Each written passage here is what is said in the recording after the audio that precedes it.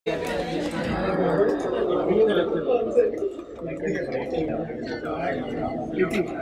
खामोश हो जाए।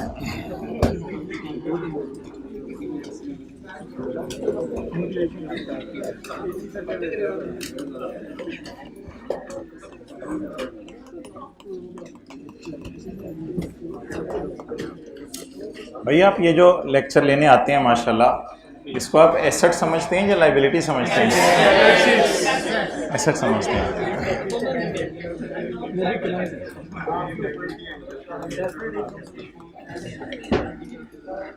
एसेट डेबिट और इनकम खुशी खुशी खुशी इंजॉय करने आते हैं या इंजॉय करें ना ऐसे आराम से।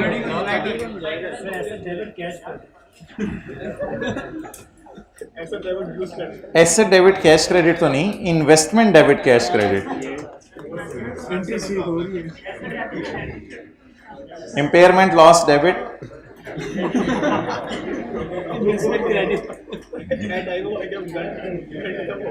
अच्छा अब चुप हो जाना, कुछ लोग पढ़ने भी आए हैं।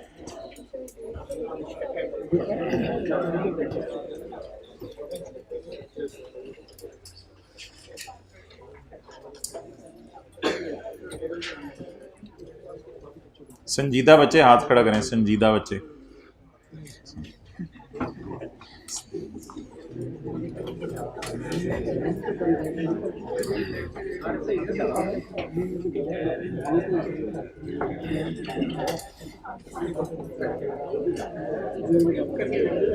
Page number 97, page number 97 question number 4, first row में भी जगह।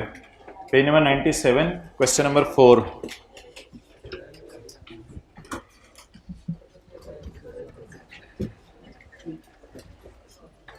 Okay, question number 4।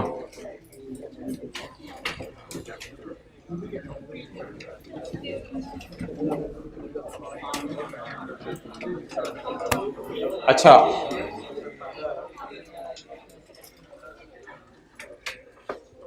पेज 97 पर हर पास्ट पेपर में से एक एक दो एडजस्टमेंट है, वो हमने पढ़नी है और उसको करना है ताकि ये चैप्टर हमारा खत्म हो, पास्ट पेपर वाला कंसोलिडेशन का विदाउट IS 28।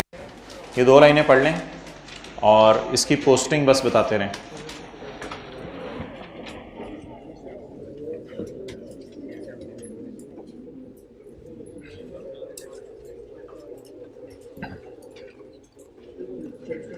इसकी जर्नल एंट्री आप अपनी किताब के ऊपर कर दें।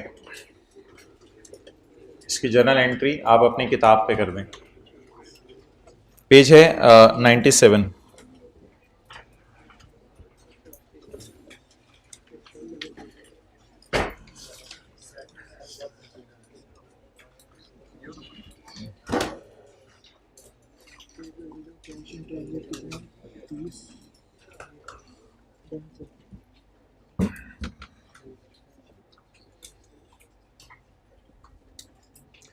ओके,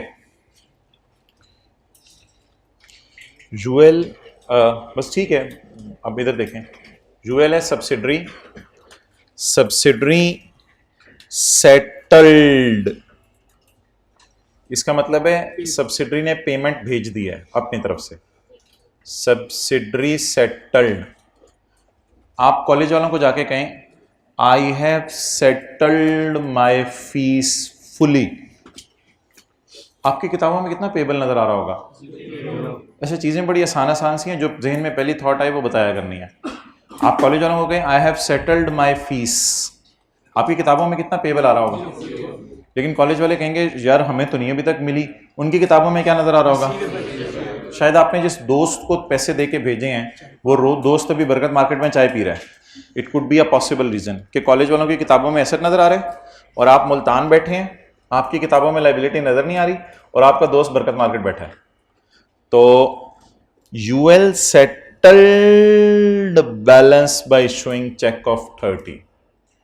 सब्सिडरी ने 30 का चेक इशू करके कहा भाईजान मेरी छुट्टी, मैंने बैलेंस फुल्ली सेटल कर दिया, सेटल से मुराद फुल्ली सेटल होगा, मैंने बैलेंस फुल्ली सेटल कर दिया है, मेरी तरफ से कोई मसला नहीं है। हाउएवर पेरेंट को चेक कब मिला? साल खत्म होने के बाद, अगले साल पेरेंट को चेक मिला। मुझे बताएं, सब्सिडरी ने तो सेटल कर दिया है, तो सब्सिडरी की लायबिलिटीज में कितना बैलेंस आ रहा होगा? एक्सेलेंट, बस ये कॉन्सेप्ट था। पेरेंट को मिला नहीं तो उसने फिर डेटर क्रेडिट तो नहीं किया होगा? बस सोच के बता देना, बस पेरेंट को मिला नहीं, तो जब पेरेंट को मिला नहीं उसने डेटर को क्रेडिट नहीं किया ना, उसको मिला ही नहीं, उसको हमारे साल के एंड पे मिल गया? हमारे साल के एंड पे मिल गया? नहीं मिला। अगर नहीं मिला तो उसके डेटर खड़े होंगे या डेटर उसने कम कर दिए होंगे? डेटर खड़े होंगे। तो मुझे तो यही लग रहा है कि इसके जो डेटर हैं इसमें 30 पड़ा हुआ है। अब एंट्री तो सांस की एंट्री को मुश्किल है नहीं, एंट्री होगी क्रेडिटर डेबिट 0 से, ये वाला 0, और डेटर क्रेडिट 30 से, और कैश इन ट्रांजिट 30 से। नोट कर लें, ये एंट्री है। असल में आपको ना इस तरह खेलना आता है, इधर 30 हो उधर 12 हो तो 18 इन ट्रांजिट निकालना, लेकिन ये जरा 0 टाइप कोई चीज थी।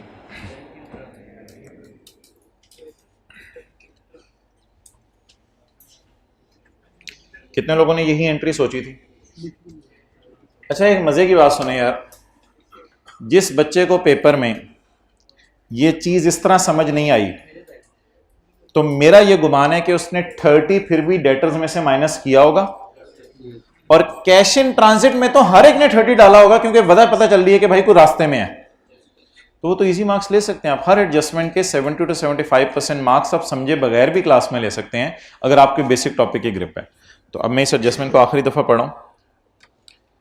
सब्सिडरी ने आपस का बैलेंस सेटल कर दिया चेक इशू करके।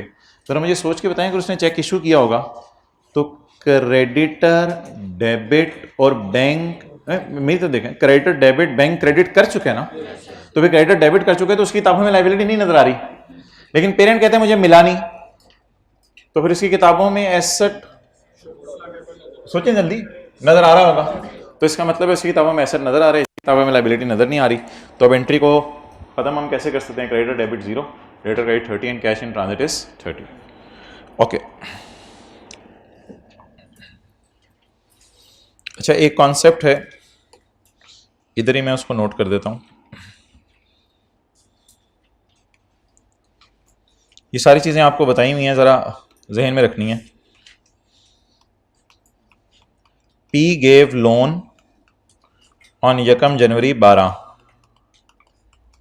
Interest is paid on 1 July and 1 January semi-annually.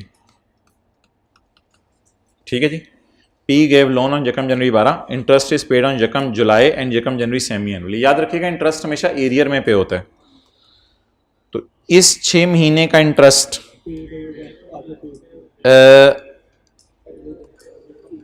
इस दिन पे हुआ होगा। भाई दरवाजा बंद करो, बाहर खामोश करवाओ। इस 6 महीने का इंटरेस्ट इस दिन पे हुआ होगा, नहीं होगा, होगा। अब मिसाल के तौर पे 6 रुपए इंटरेस्ट इस 6 महीने के और 6 रुपए इंटरेस्ट इस 6 महीने के। अब आप लोग consolidated statement of comprehensive income बनाते हुए क्या करेंगे? इंटरेस्ट एक्सपेंस और अदर इनकम में पड़ी होती है इंटरेस्ट इनकम, यहां से माइनस करेंगे 12 और 12, और consolidated statement of financial position बनाते हुए करंट एसेट्स और करंट लायबिलिटीज में से माइनस करेंगे 6 और 6।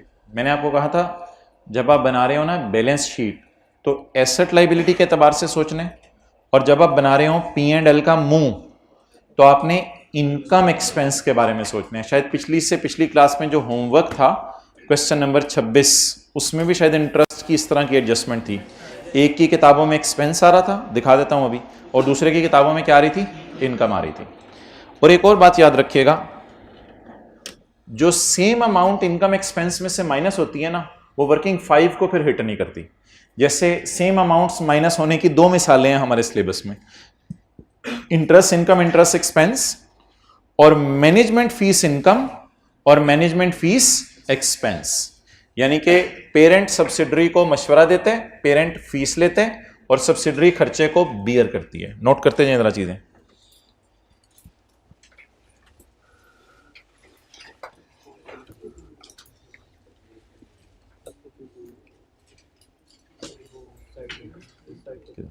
जल्दी करें नोट, आप अपना करो, करते हैं।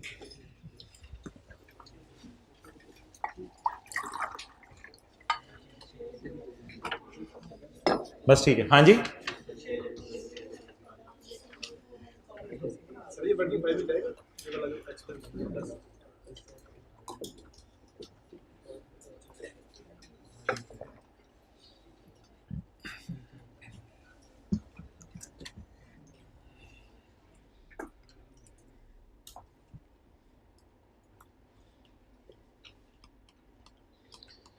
एक दो लोगों ने सवाल पूछ लिया है, इस वजह से मुझे अनलकीली ज़्यादा तफसील बतानी पड़ रही है।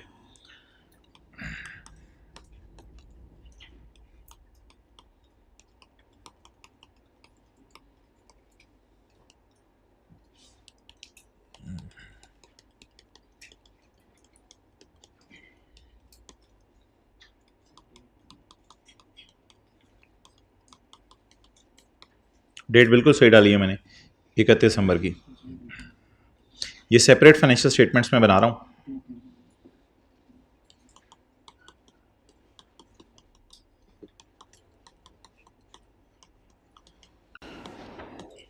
ये सेपरेट फाइनेंशियल स्टेटमेंट में हो चुका है, और ये जो मैंने टेढ़ी सी लाइन लगाई है ना, ये पेपर में हमने करना है। 30/6 को कर दो। हाँ ठीक है, सही कह रहे हो आप, ये बात आप सही कर रहे हो, इस बात पे मैं आपकी एग्री करता हूँ। ये कम जुलाई,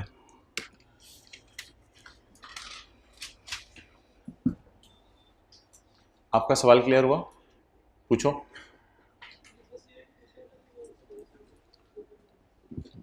असल में यकम जुलाई को तो रिसीवेबल बुक करने की अलग से ज़रूरत नहीं ना, कैश डेबिट इनकम क्रेडिट कर दें और एक्सपेंस डेबिट कैश क्रेडिट कर दें। और ये बंदा क्या कर लेगा, इधर 31 दिसंबर को पेरेंट कहेगा मेरा रिसीवेबल है 6 रुपया, और सब्सिडरी कहेगी मेरी नज़र में पेएबल है। अब ज़रा P&L में दोनों के कितना पड़ा होगा? 12। और दोनों की जो बैलेंस शीट है उसमें कितना पड़ा होगा? 6।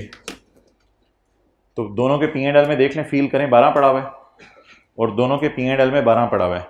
P&L के एंगल से सवाल, इसको वर्किंग 5 में लेके जाएंगे। वर्किंग 5 में जो चीज़ें लेके जानी है आपको बता दी हुई हैं, ये बराबर अमाउंट से हिट करती है फिगर, इसको आप वर्किंग 5 में नहीं लेके जाते।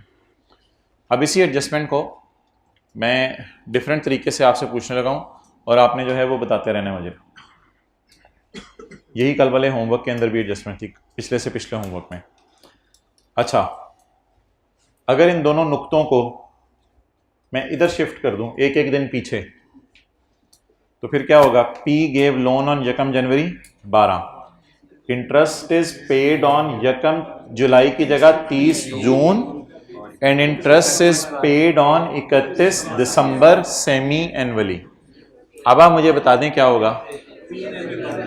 एक्सेलेंट। रिसीवेबल पेएबल में 0 आएगा, बैलेंस शीट में जो कैंसिल होगा, और इधर कितना आएगा? इधर स्टिल 12 आएगा, क्योंकि बैलेंस शीट में रिसीवेबल पेएबल जाते हैं और इधर जो है इनकम्स और एक्सपेंसेस जाते हैं।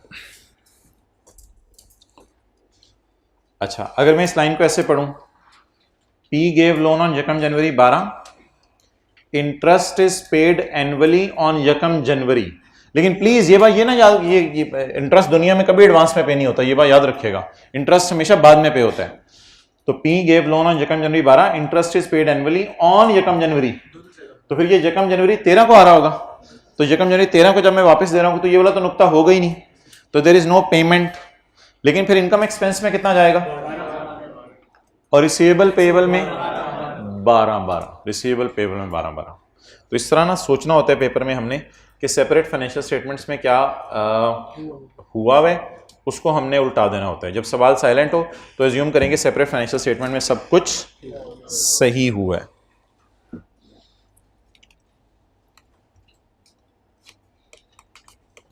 P provided management services to S year end 31 December 15। Payment is made semi-annually in arrears on 30 September and 31 March. Contract signed on 1 April 2015। Annual fees is 4800 रुपये। जी नोट कर लें।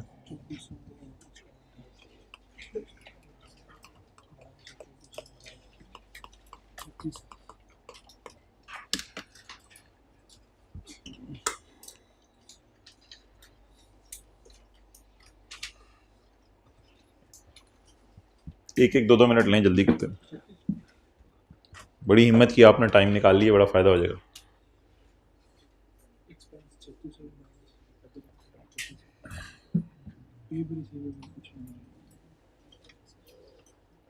कोई खुदा का खौफ कर, क्या कह रहा है? गलत कह रहे हो। ईयर एंड 31 दिसंबर 15 कर देना, जो जो माइनस करना है। यहां एडमिन एक्सपेंसेस में से माइनस कर दें और यहां अदर इनकम में से, और इधर करंट एसेट्स में से और करंट लायबिलिटीज में से। आसान सी एडजस्टमेंट से यार, एक्रूवल प्री पेमेंट्स की इंट्रो की क्लास वाली करते उधर थे, उल्टाना इधर है।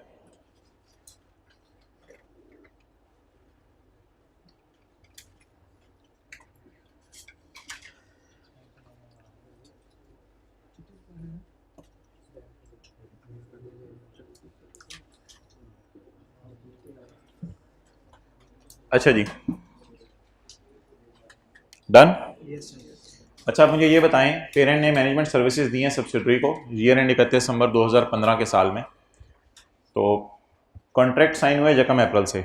यानी अगर हमारे साल बात करें तो अप्रैल, मई, जून, जुलाई, अगस्त, सितंबर, अक्टूबर, दिसंबर, सिर्फ 9 महीने पेरेंट ने सर्विस दी होगी। बिलिंग ऐसे एग्रीड है कि बिलिंग होनी है एरियर में। एरियर का मतलब है फिर अप्रैल, मई, जून, जुलाई, अगस्त, सितंबर की बिलिंग सितंबर में, और अक्टूबर, नवंबर, दिसंबर और अगले साल के 3 महीने का अगले साल 31 मार्च के अंदर होना है। ठीक है।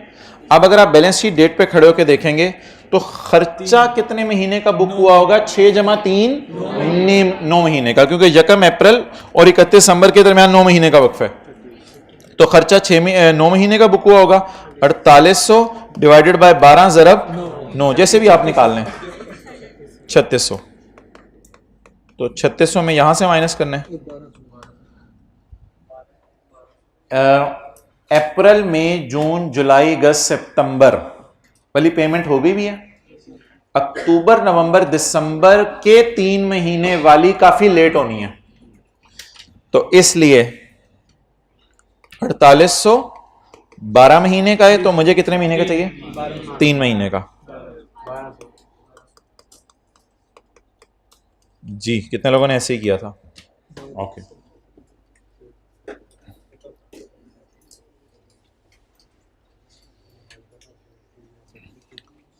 आई अगेन रिपीट, ये जो कैंसलेशन की एडजस्टमेंट्स हैं ये एस प्रॉफिट को हिट नहीं करती। कैंसलेशन की एस प्रॉफिट्स को सेम अमाउंट से कैंसिल हो जाता है। जैसे सेल परचेज नहीं सेम अमाउंट से कैंसिल हो जाती, उसका भी एस प्रॉफिट में नहीं जाता, बल्कि सेल परचेज नहीं जाती, अनसोल्ड का प्रॉफिट जाता है cost of sale debit stock rate की एंट्री करके। तो बस वर्किंग 5 को हिट नहीं करनी है जो सेम अमाउंट से कैंसिल हो रही हैं।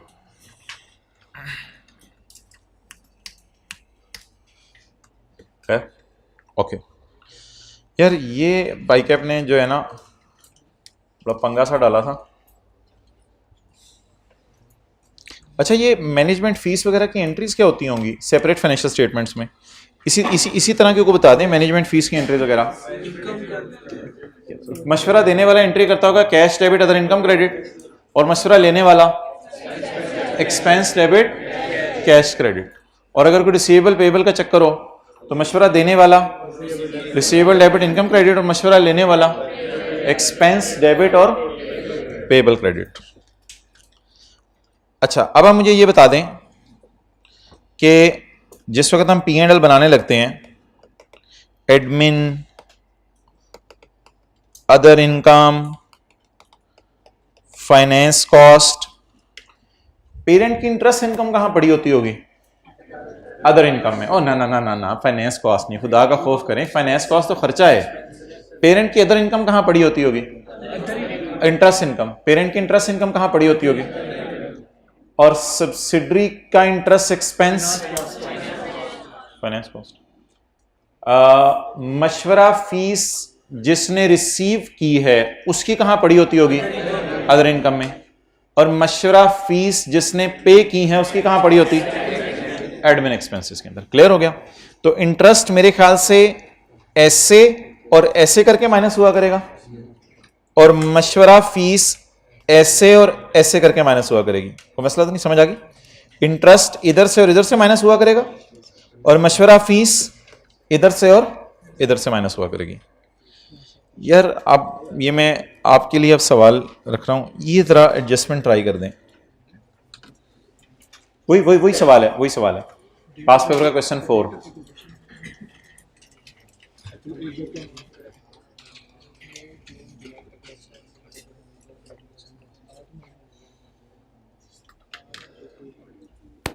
हाँ, ये लाइन शायद रेलिवेंट हो आपके लिए। ऑपरेटिंग एक्सपेंसेस 26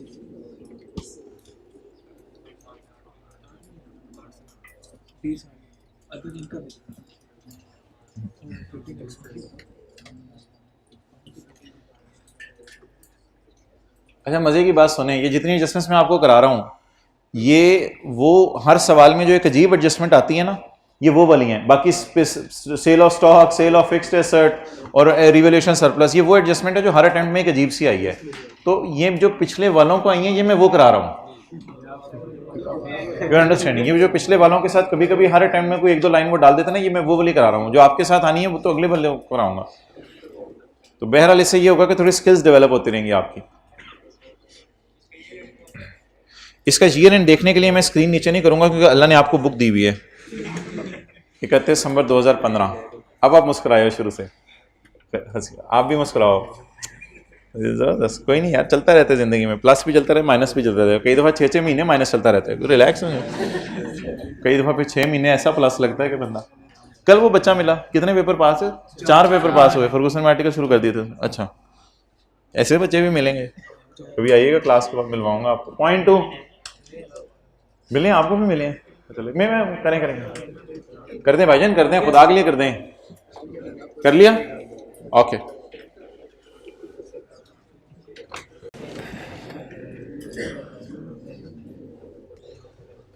ओएल कौन है जी? पेरेंट। मरहबा मरहबा मरहबा मैरिज ऑल। बैठ से यार, आगे आ जाएं, इधर आ जाएं।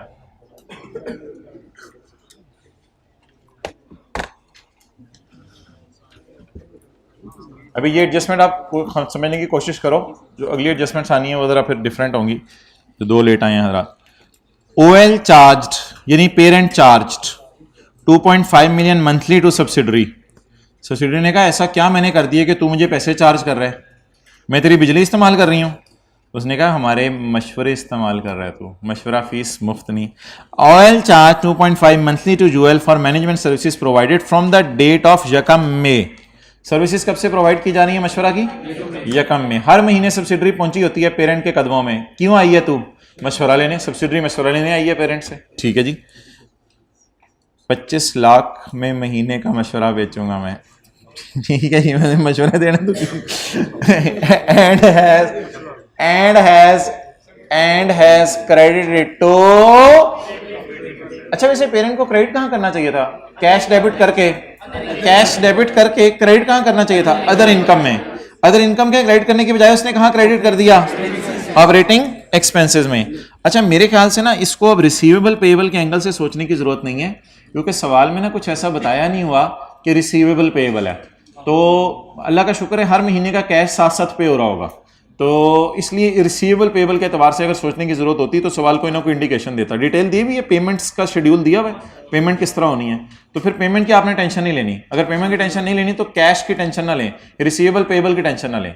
अब सिर्फ P&L के मुंह पे एक्सपेंस और इनकम की टेंशन है। ओके, मैं आपके सामने सेपरेट फाइनेंशियल स्टेटमेंट्स ओपन करने लगा हूं। सेपरेट फाइनेंशियल स्टेटमेंट्स, मुझे ये बताएं सेपरेट फाइनेंशियल स्टेटमेंट्स के अंदर हमारा ईयर एंड है 31 दिसंबर 15 और शुरू कब हो रहा है? 1 जनवरी 15 को। इसके अंदर मुझे बताएं हमने सब्सिडरी को एक्वायर कब किया है? 1 मई 15 को। मई जून पुत्र गला ना कर, मई जून जुलाई अगस्त सितंबर अक्टूबर नवंबर दिसंबर, कितने महीने हो गए? 8 महीने। 8 महीने से मशवरा दे रहे हैं हम।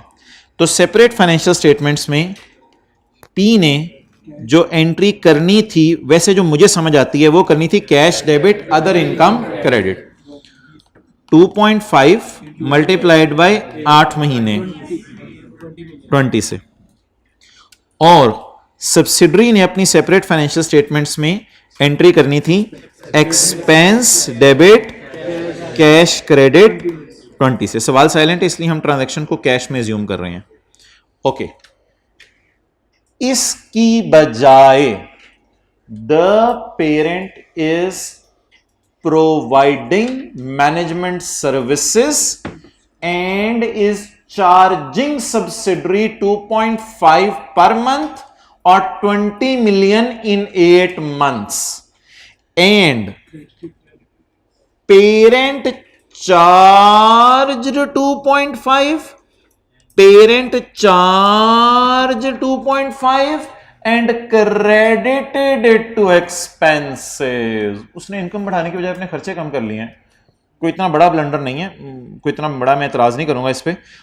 Parent charged 2.5 and credited it to operating expenses। इसने ऑपरेटिंग एक्सपेंसेस में डेबिट मारा हुआ है, उसने ऑपरेटिंग एक्सपेंसेस में, ऑपरेटिंग एक्सपेंसेस होते हैं एडमिन और सेलिंग को जमा करके। तो the parent charged and credited to operating expenses. अब consolidated statement of comprehensive income, इसके अंदर ऑपरेटिंग एक्सपेंसेस जरा जाके ढूंढें पी और एस के कितने आ रहे हैं। 115 और 110। ऑपरेटिंग एक्सपेंसेस 115 102 और अदर इनकम नहीं, कोई मसला नहीं, कोई मसला नहीं। इधर पी की अदर इनकम आ जाएगी, इधर एस की अदर इनकम आ जाएगी। अगर आप सवाल में पूछें तो 0 और 0 है ना। नहीं आ रही अदर इनकम। मैं भी देख के आया हूं सवाल, पिछली दफा भी देखा था, तो अदर इनकम नहीं आ रही। डन होगी। ये तकरीबन कोई 2016 से मैं ये सवाल देख रहा हूं, अदर इनकम नहीं है इसमें। ओके, अच्छा मुझे ये बताएं कि पहले में जो पेरेंट ने एक हेड गलत क्लासिफाई कर दिया है उसको जरा सही करने लगा हूं आपके सामने। खुदा के लिए इसको कैंसिलेशन की एंट्री ना कहिएगा। पेरेंट ने हेड गलत क्लासिफाई कर दिया, उसको मैं सही करने लगा। सब्सिडरी के बारे में मुझे कैसे इल्हाम हुआ है सब्सिडरी ने सही एंट्री किया है? If the question is silent तो सब्सिडरी ने सही एंट्री की है। ऐसा नहीं हो सकता सब्सिडरी ने गलत एंट्री की हो। सवाल सिर्फ पेरेंट की गलती बता रहा है। बाप ने गलती की है तो बेटे ने भी गलती की होगी? नहीं तो सिर्फ सवाल पेरेंट की गलती बता रहा है, सब्सिडरी की गलती नहीं बता रहा है, इसलिए अज्यूम करेंगे सब्सिडरी ने कोई गलती नहीं की। अब आप मुझे क्या बता दें, 20 इस तरह की एक एडजस्टमेंट मैंने क्लास में की थी, वो ज्यादा आसान थी। वो थी हमने फिक्स्ड एसेट के सेल को अदर इनकम में डालने के बजाय उसके गेन को सेल में डाला हुआ था। तो पहले हमने उसको सही किया था, शायद आपको याद आ रहा हो। और एक दफा बैलेंस शीट के मुंह पे भी ये गलती थी, इन्वेस्टमेंट में लोन रिसीवेबल पड़ा हुआ था, तो मैंने इन्वेस्टमेंट में से लोन रिसीवेबल निकाल के लोन रिसीवेबल का नया लाइन आइटम डाला था। उनसे बातें हो रही हैं जो क्लासें लेते हैं, ठीक है।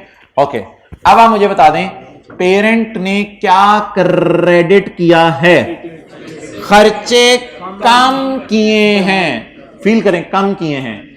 कर बढ़ाना था इनकम को, कर दिए खर्चे कम। मेरे साथ सुनते रहिएगा, खर्चे कर दिए कम, खर्चे कर दिए कम, खर्चे कर दिए कम। ठहर जो पेन लेने दो। खर्चे कर दिए कम, खर्चों को बढ़ा दो। इसकी जगह तुम्हें इनकम बढ़ानी चाहिए थी, अब तुम इनकम बढ़ा दो। सर ये कौन सी अकाउंटिंग हो रही है जिसमें दोनों जगह प्लस होके आपकी चीजें टैली करेंगी? ओ भाईजान तेरी मेहरबानी है, खर्चा एक इनकम है और ये रेक्टिफाइंग एंट्री हुई है।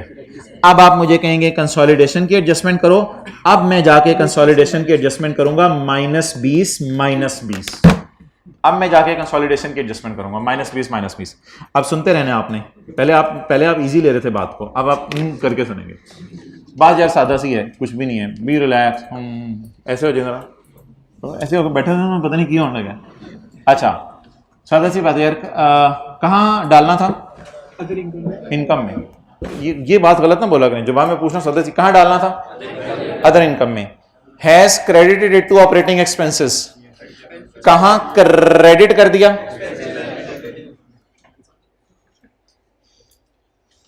कहां डालना था? अदर इनकम में। कहां क्रेडिट कर दिया?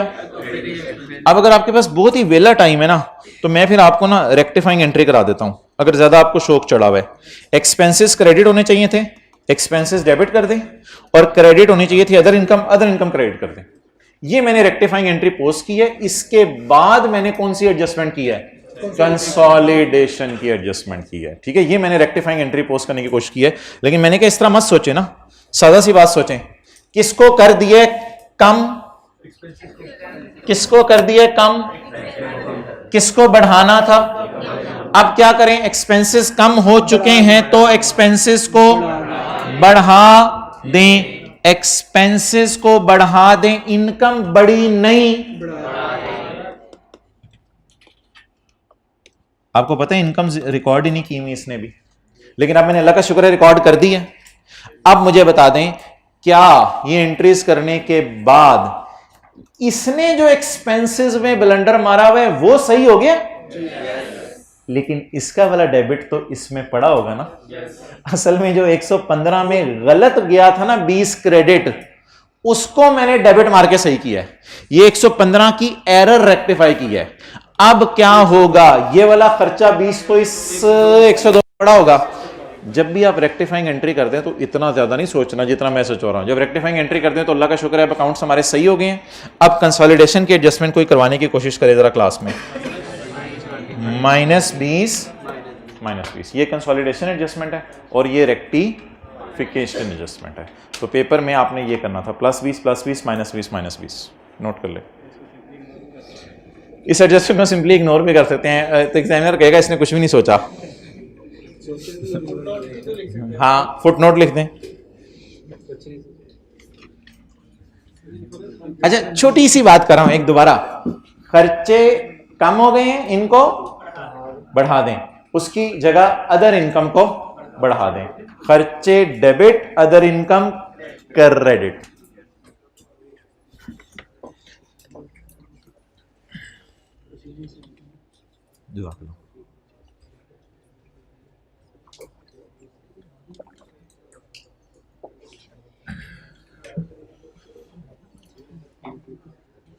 क्या हो रहा है? सारे लोग उधर उधर से इधर इधर हो रहे हैं।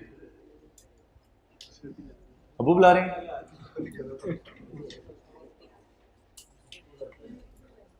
क्या?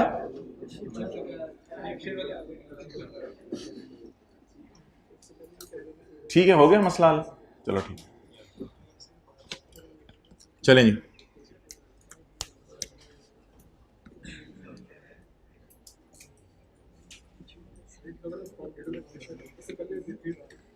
उसको इग्नोर करते, उसे कैंसिल ना करते।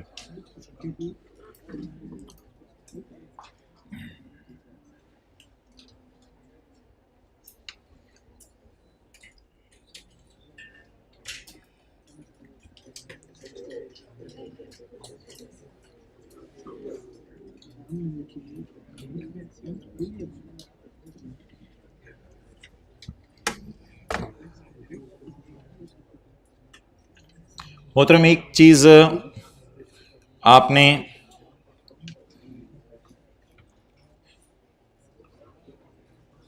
कौन कहते हैं ये नौजवान नस्ल ख़राब हो रही है और पढ़ नहीं रही, इधर आके देखे तो पढ़ पढ़ के जज्बाती हुई है माशाल्लाह।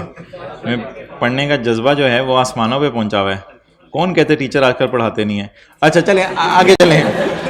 अच्छा अब मुझे ये बताएं आप आके क्वेश्चन नंबर, अच्छा एक चीज़ चंद दिनों से हो रही है वो आपने ऑब्जर्व नहीं की, एक चीज़ चंद दिनों से हो रही है वो आपने ऑब्जर्व नहीं की। मैं आपके सामने वो सारे सवाल जो हमने क्लास में किए थे जिसमें मिड ईयर एक्विजिशन थी, वो सवाल ओपन करके आपको एक चीज़ दिखाने लगा हूँ ताकि आपकी आंखें क्लास में बैठे बैठे खुल जाएं। खुली हुई आंखें खुलना क्या कमाल चीज़ होगी।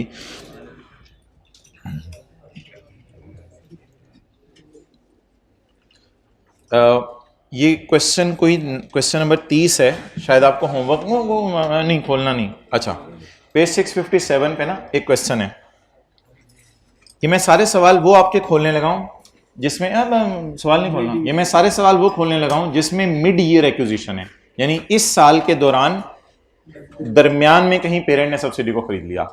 एक लाइन पे फोकस कीजिएगा जो सारे सवालों में मैंने डाली हुई थी, आपने उस पर फोकस नहीं किया था क्योंकि मैंने भी नहीं कराया था। 31 दिसंबर 15 हमारा ईयर एंड है, हमने 1 मार्च को खरीदा है, और जो P2S वाली एडजस्टमेंट है ना उसमें एक लाइन लिखी हुई है inter company transaction after acquisition, यानी अल्लाह का शुक्र है ये जो सेल है ना ये शोहर बीवी के बनने के बाद वाली सेल है, यानी 1 मार्च के बाद वाली सेल है। और याद रखिएगा जनवरी और फरवरी की सेल खुदा ना खास्ता करके भी पेपर में आ गई ना, उसे ना कैंसिल करने बैठ जाइएगा। वो तो सऊदी किंग के जमाने की सेल होगी पीटीसीएल और यूफोन के दरमियान। उस वक्त तो पीटीसीएल के बड़ों को नहीं पता था यूफोन को खरीदने, वो तो 28 फरवरी की रात को मशवरा हुआ कि सुबह 1 मार्च को बम फाड़ना है। तो अब मुझे आप बता दें कि इस लाइन का क्या मतलब है, inter company transactions after acquisition, यानी ये आपस की सेलें, कौन सी आपस की सेलें हैं, 1 मार्च के बाद वाली हैं, और कैंसिल भी वही करनी है जो 1 मार्च के बाद वाली हैं। इसको छिक के रखें। ये क्वेश्चन 30 था, इसके बाद मैं आपको क्वेश्चन दिखाऊंगा 31। अल्लाह आपका भला करे, क्वेश्चन 31 में ईयर एंड 30/16 है, बोलना नहीं, चिचमिच नहीं, और 1 अगस्त 15 मिड ऑफ ईयर खरीदा है, और इस सवाल के अंदर एडजस्टमेंट है इन पोस्ट एक्विजिशन पीरियड, यानी कब के बाद, शुक्र है 1 अगस्त के, तो ये आपस की सेल 1 अगस्त के बाद वाली है। ये वो सारे सवाल आपको दिखा रहा हूं जिन सवालों के अंदर पेरेंट ने सब्सिडरी को कब खरीदा है, मिड ईयर। होमवर्क का सवाल पेज 661 पे दिया था, हिलूजन वाला सबसे बेहतरीन सवाल एक होमवर्क में आपको दिया था, इसमें भी लिखा हुआ है कि इन पोस्ट एक्विजिशन पीरियड, यानी कि 31 मार्च 3 हमारा ईयर एंड है, 1 जुलाई 2002 मिड ऑफ ईयर एक्विजिशन है। लेकिन पास पेपर के क्वेश्चन 4 ने मारा धमाका, 31 दिसंबर 15 हमारा ईयर एंड है, और 1 में 15 हमारी एक्विजिशन डेट है, और सवाल में लिखा हुआ है डज।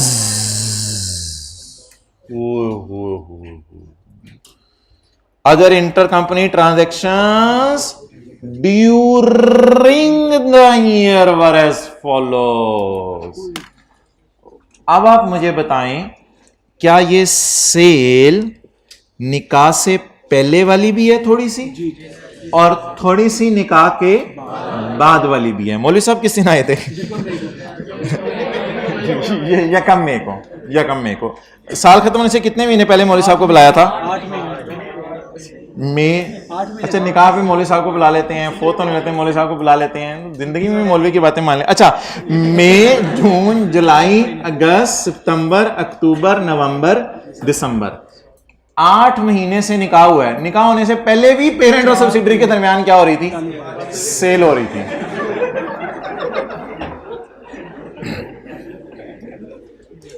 ओके चलें जी।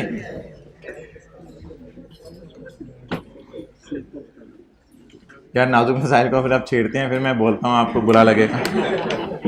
अदर इंटर कंपनी ट्रांजैक्शन, हदीस पाक का मफहूम है कि मियाँ बीवी एक दूसरे को मुस्कुरा के देखते हैं तो अल्लाह उनको मुस्कुरा के देखते हैं, लेकिन अगर शादी से पहले देखें तो अल्लाह उनको गुस्से से देखते हैं। अच्छा जी, तो other intercompany transactions during the year were as follows. अब आपने कुछ भी नहीं करना, सिर्फ आपने एक काम करना है, जो वर्किंग करनी है ना P2S और S2P वाली, इसमें सोल्ड की फिगर ना 60 × 8/12 लेनी है, 60 पूरी नहीं लेनी, क्योंकि अभी 3 सवालों में मैंने बताया मुझे पोस्ट एक्विजिशन सेल चाहिए और ये total sale for the year है। पोस्ट एक्विजिशन बताएं कितनी है? 40। और अनसोल्ड तो की टेंशन नहीं, उस 40 में से कितना बचा हुआ है? 20 बचा हुआ है, और फिर अनसोल्ड का प्रॉफिट इस तरह निकलेगा, आगे कोई टेंशन नहीं। ये जो फिगर माइनस करनी होती है ना आपने सेल और कॉस्ट ऑफ सेल से, ये फिगर बच्चे गलत माइनस करके आ सकते थे, क्योंकि सेल और कॉस्ट ऑफ सेल से ये फिगर माइनस करनी है। तो कितनी माइनस करनी है सेल और कॉस्ट ऑफ सेल से? 60 या 60 का 8/12, और अल्लाह का शुक्र है आगे वही वर्किंग होगी, अनसोल्ड का प्रॉफिट उसी तरह, उसमें कोई चेंज नहीं, इसलिए मैं वो करवा भी नहीं रहा। और S2P में भी क्या करेंगे? सोल्ड, अनसोल्ड और अनसोल्ड का प्रॉफिट। सोल्ड कितनी लेंगे आप? सोल्ड 30 × कितना? 20, और अनसोल्ड 5। अब कुछ बच्चे ना ऐसे, मुझे पता है अब आप लोगों में से भी कुछ में से होंगे, कुछ बच्चे सवाल पूछते हैं, अच्छा चलें ठीक है ये 20 आ गया, ये 5 आ गया, तो इसी 20 में से 5 पड़ा हुआ है, हाँ इसी 20 में से 5 पड़ा हुआ है, आगे उसी तरीके से चलाएं। कुछ ऐसे बच्चे जी भी सोचने लग जाते हैं, अच्छा अगर 20 होता और इधर 21 होता, तो फिर मेरे ख्याल से अगर आप 20 का प्रॉफिट रिवर्स करते, ये तो कोई बहुत ही पुरानी सेल स्टॉक में पड़ी होती, मेरा नहीं ख्याल इतनी डीप जाके वो टेस्ट करेगा। बहरहाल ये कॉन्सेप्ट एक था जो मैंने आपको बता दिया, आगे अनसोल्ड का प्रॉफिट वगैरह सारी वर्किंग उसी तरह है। तो यहां लिख लें छोटा सा करके, हमें आफ्टर एक्विजिशन सेल चाहिए, हमें आफ्टर एक्विजिशन सेल चाहिए, और ये कौन सी है? During the year. नहीं, ऐसी लाइनें बाहर निकल के साथ वाला नहीं बताता, हम खुद पेपर में पढ़ेंगे, हाथ दोगी हम साथ वाले को बताएंगे ऐसी की तैसी। तो ड्यूरिंग द ईयर को अंडरलाइन करके लिख लो, हमें आफ्टर एक्विजिशन वाली सेल चाहिए होती है। देखो ना आपस की सेल कब है? जब से P और S बने हैं। P और S कब से बने हैं? यकम में से। उससे पहले तो वो P और वो S नहीं था, उसके पेरेंट कोई और होगा, पता नहीं, सऊदी किंग होगा उसका पेरेंट।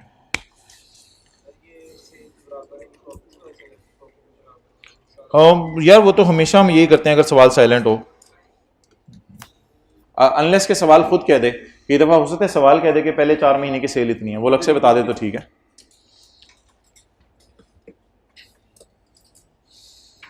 सर पीछे सवाल रह गया, वही करा दें, कौन सी एडजस्टमेंट रह गई है? अच्छा चलें छोड़ें।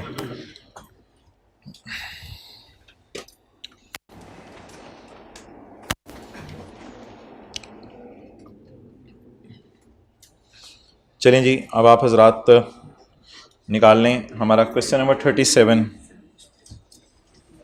वापस आ जाएं लेक्चर नोट्स पे, जिथे दी खोती उथे आन खलोती। तेरी सॉरी, कुछ नहीं, that was intentional slip of tongue. Question 37, question 37।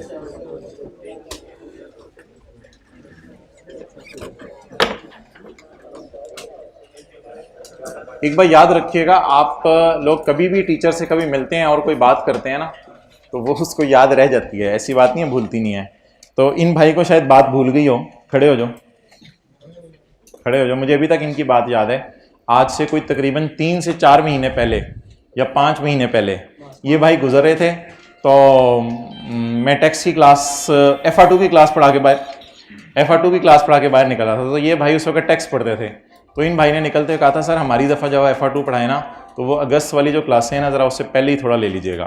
तो इनकी बात पे अमल हो रहा है, वो ये था। अच्छा, इसी तरह आप में सब सारे जितने भी हैं उनकी सारी बातें मुझे याद हैं, सारे अच्छे बच्चे हैं। Following are the draft statement of financial position of कौन सी बाजी? जैस्मीन बाजी, नहीं ये तो बाजा होगा ना, ये पेरेंट है, एंड इट्स सब्सिडरी सनफ्लावर बाजी। For the year ended 31 December 2017. Investment, PP, current asset, share capital, retained earning, current liabilities. JL acquired 80% shares of SL on Jacam April. SL showed a profit of 30 million. The incomes and expenses had accrued evenly during the year except investment income of 5 million which relates to month of June 2017 only. Balance sheet का सवाल है, P&L का सवाल है. Balance sheet का सवाल है, तो बैलेंस शीट का सवाल है तो वर्किंग 2 मुझे करनी पड़ेगी. ये प्री का कोई फड्डा है. आज मैं आपको पहली दफा बता रहा हूँ, बैलेंस शीट के सवाल में भी मुझे वर्किंग 6 करनी पड़ रही है. वर्किंग 6 क्यों करनी पड़ी आप खुद सोच लें. मैंने कहीं बीच में जाके अर्निंग निकालनी है ना, तो ऐसी बात नहीं कि बैलेंस शीट के सवाल में वर्किंग 6 नहीं करनी पड़ सकती. बैलेंस शीट के सवाल में ही वर्किंग 6 करनी पड़ सकती है. तो ये एडजस्टमेंट की मैंने रिवीजन कराने के लिए पॉइंट डाला है, इसकी रिवीजन करें जरा जल्दी से. बैलेंस शीट की फेस की फिगर्स पोस्ट करवा दें. बोलें जी. टी कंसोलिडेटेड स्टेटमेंट ऑफ. अच्छा, आप जिसको जब मैंने खड़ा किया तो आपको पता चल गया था मैं क्या बात करने लगा हूं. नहीं याद था. खड़े हो जाओ. एज ऑन बातें करके भूल जाते हो. एज ऑन बोले बोले बोले 31 दिसंबर. अच्छा ये कहा था ना, कहा तो था ना. हाँ, 31 दिसंबर 2017. स्टेयर्स ये कहते हैं, ये भी स्टेयर्स भी याद है, बस और ना बताना आगे. अच्छा जी, इन्वेस्टमेंट से पीपी शिपी कोई नहीं है. पीपी नीचे है, नीचे आ गया आज पीपी. 190 प्लस 54 जी. इन्वेस्टमेंट्स इसमें कुछ भी नहीं है, वो मैंने देखा हुआ. छोड़ें इसको, डायरेक्ट डालें इधर ही. वर्किंग 1 रीडिंग टाइम में आइडिया हो जाता है. इन्वेस्टमेंट्स को मेन पे लिखना है या डायरेक्ट इधर लाके लिखना है. एडजस्टमेंट इन जी जल्दी जल्दी पोस्ट कर लें. बैलेंस शीट का फेस, मैं मार्कर चेंज कर लो. बैलेंस शीट का फेस जल्दी से पोस्ट कर लें मेरे से पहले.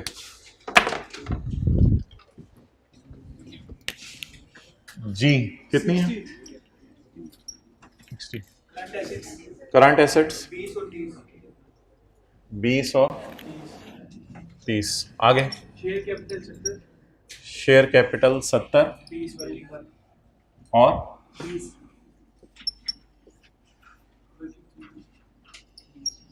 जी कितना? 81.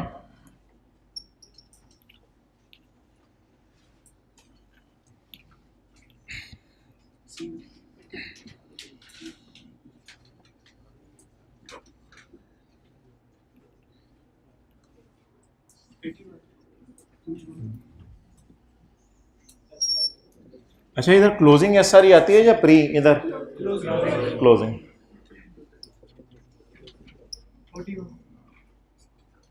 41. Current liabilities 119 plus 23. मरहबा अब्दुल्ला, मैरिज हॉल. अब्दुल्ला कैसे आना हुआ? अच्छा जी, प्री निकाल दें. 1 से 2 मिनट लगाएं, प्री निकाल दें. हाँ ठीक है, आई नो वर्किंग 6 करनी पड़ेगी. वर्किंग 6 कर लें, प्री निकाल दें. जल्दी करें यार, खुद भी तो करें कुछ.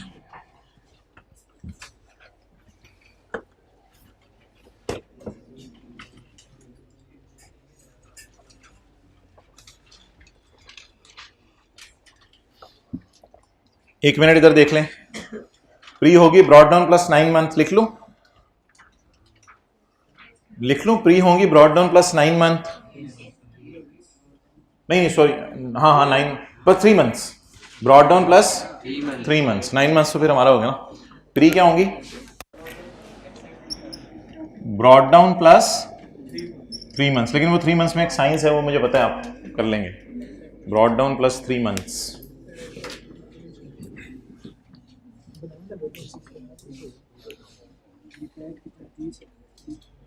पहले वर्किंग 6 करें, फिर प्री निकालें. डिविडेंड कोई नहीं है, नहीं है डिविडेंड.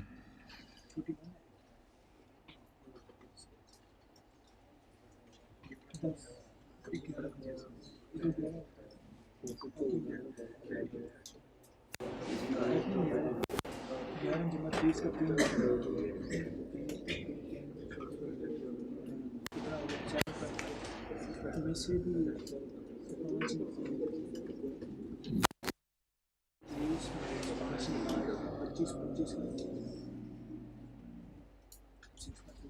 नहीं भाई, जज्बाती क्यों हो रहे हैं यार? प्लीज़ खुदा के लिए पहले वर्किंग 6 कर लें, बाकी फिर बाद में देखते हैं। 26 भी हो गया। वर्किंग 6 करें जी। क्लोजिंग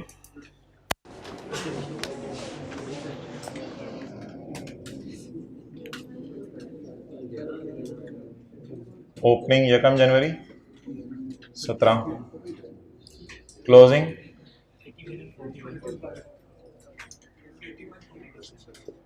जी 81 41। इसका प्रॉफिट सिर्फ एक का गिवन है 30। बैलेंसिंग अच्छा, मुझे ना इसकी ज़रूरत नहीं है। पेरेंट की क्या ज़रूरत है? कुछ नहीं, अभी कुछ करना ही नहीं इसका। क्लियर हो गया? अच्छा, अब मुझे ये याद पड़ते हैं, मैंने आपको सिखाई हुई है एस का profit and loss separate financial statements वाला। ये बना के मैंने आपको एक दिन सिखाया था। एस का प्रॉफिट 30, इस तक आते आते अदर इनकम ऐड हो चुकी होगी 5 की। इस तरह को सिखाने की कोशिश की थी एक दिन।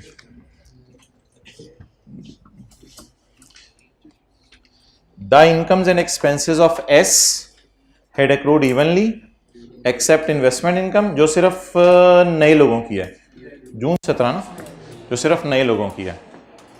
तो इधर देखें, incomes and expenses, sales, cost of sale, admin, selling, finance, incomes and expenses are accrued evenly except this income which relates to only new owners. तो वो काम आप करवा दें। 30 माइनस 5 इज इक्वल टू 25। 25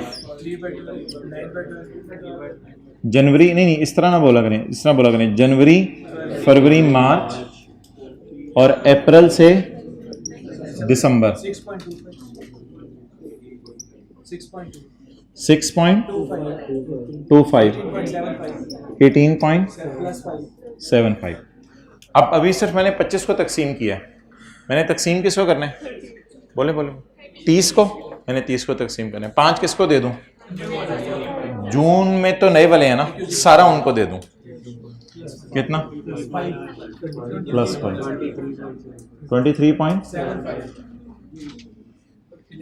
ये चला जाएगा वर्किंग नंबर 2 में ब्रॉड डाउन के साथ ऐड करके। ये सिर्फ 3 महीने का प्रॉफिट है। मुझे 3 महीने का नहीं चाहिए, मुझे ब्रॉड डाउन भी चाहिए। और ये वर्किंग 5 में चला जाता अगर सवाल में वर्किंग 5 मांगी होती। जी ब्रॉड डाउन 11। ये सऊदी किंग ने कब तक कमाया हुआ था? 11 1 जनवरी 17 तक या 31/12/16 तक। ये कई सालों में कमाया हुआ था। और सऊदी किंग ने इस 3 महीने में कितना कमाया? 6.25। जी कितने लोगों ने यही वर्किंग की थी? ओके, नोट कर लो।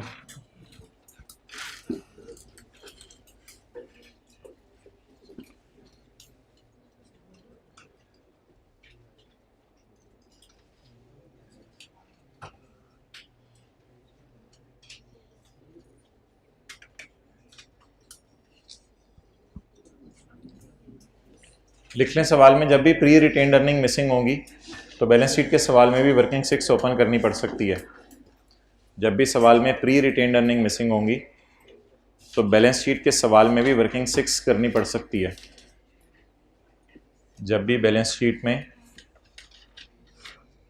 प्री रिटेन्ड अर्निंग मिसिंग होंगी, जब भी सवाल में प्री रिटेन्ड अर्निंग मिसिंग होंगी तो बैलेंस शीट के सवाल में भी वर्किंग 6 करनी पड़ सकती है।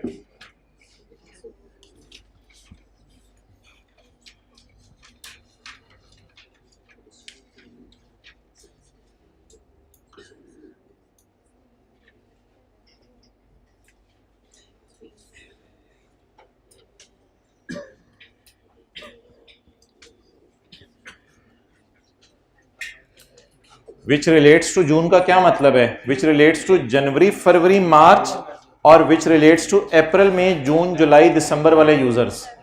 अप्रैल मई जून जुलाई का सितंबर अक्टूबर नवंबर दिसंबर वाले यूजर्स, तो फिर नयों को दे देंगे पैसे सारे। और आपको याद हो कि ना याद हो, छोटा सा अगर मैं याद करूं, consolidated statement of comprehensive income अगर आप बनानी पड़ जाए ना, तो इस अदर इनकम में इसको पूरे 5 को शो कीजिएगा, ये फिर सारा हमारा है, ऐसा ही है ना।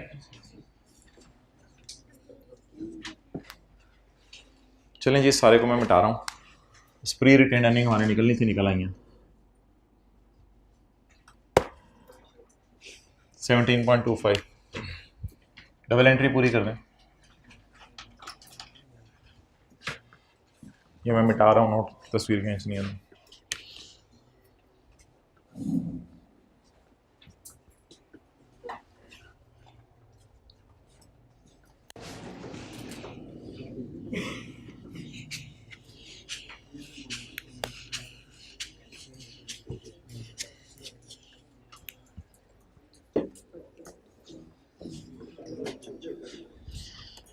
अच्छा जी, एक्विजिशन डेट की सारी एडजस्टमेंट्स कहाँ जाती हैं? वर्किंग वन में। एक्विजिशन डेट की सारी एडजस्टमेंट्स जाती हैं वर्किंग वन में।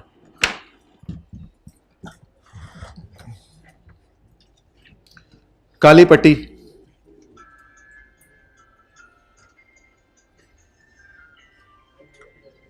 Ton,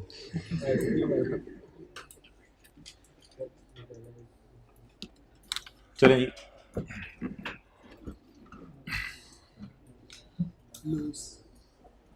on the acquisition date, यानी ये सारी चीज़ें वर्किंग वन में जानी है।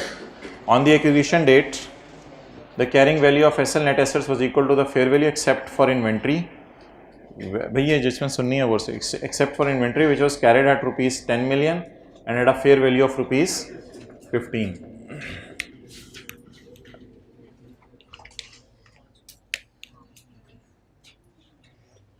अच्छा, एक लफ्ज़ है बुक वैल्यू और एक लफ्ज़ है कैरिंग अमाउंट, और इसको कंपेयर किया जाता है फेयर वैल्यू से। तो बेहतर लफ्ज़ जो है ना कैरिंग अमाउंट होता है, क्योंकि कैरिंग अमाउंट का लफ्ज़ एसेट्स के लिए भी यूज हो जाता है और लाइबिलिटीज़ के लिए भी यूज होता है, वरना बुक वैल्यू का लफ्ज़ आमतौर पे एसेट्स के लिए यूज होता है।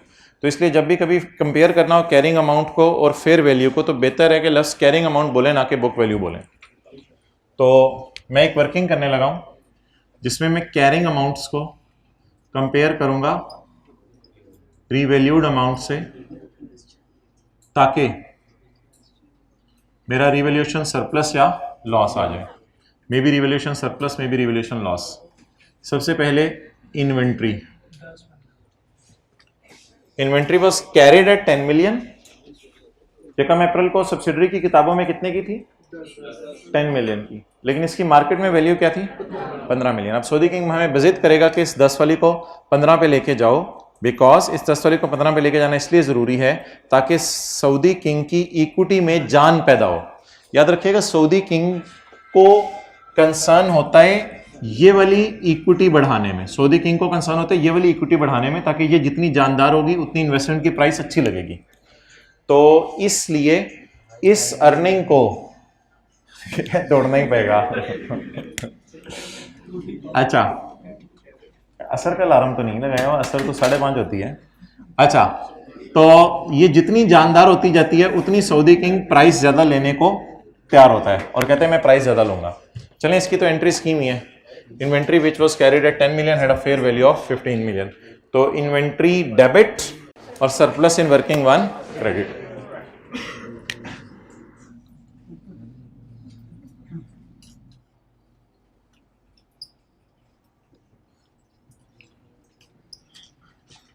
अच्छा, ये जो मैंने काली पट्टी लगाई है ना, तो ये जितनी भी ट्रांजैक्शंस हैं, इन ट्रांजैक्शंस की ना, transaction number A B C, असल में इनकी आज दो एंट्रीज होनी है, दो एंट्रीज होनी है।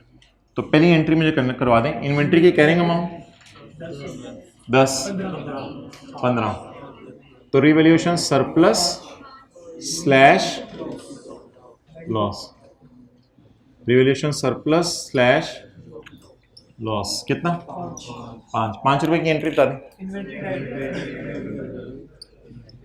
Inventory debit, revolution surplus in working one credit, 5 रुपये से। चलेंगे, इन्वेंट्री किधर है? इन्वेंट्री डेबिट और रिवोल्यूशन सरप्लस। असल में सऊदी किंग को डर यह है कि 10 रुपए की उसने चीज खरीद के रखी हुई है, हमारे जाने के बाद 15 की बेच देगा और 5 रुपए का प्रॉफिट सारा वो कमा लेगा। हालांकि ये 10 वाली चीज सऊदी किंग के होते हुए मार्केट में कितने की हो गई थी? 15 की हो गई थी।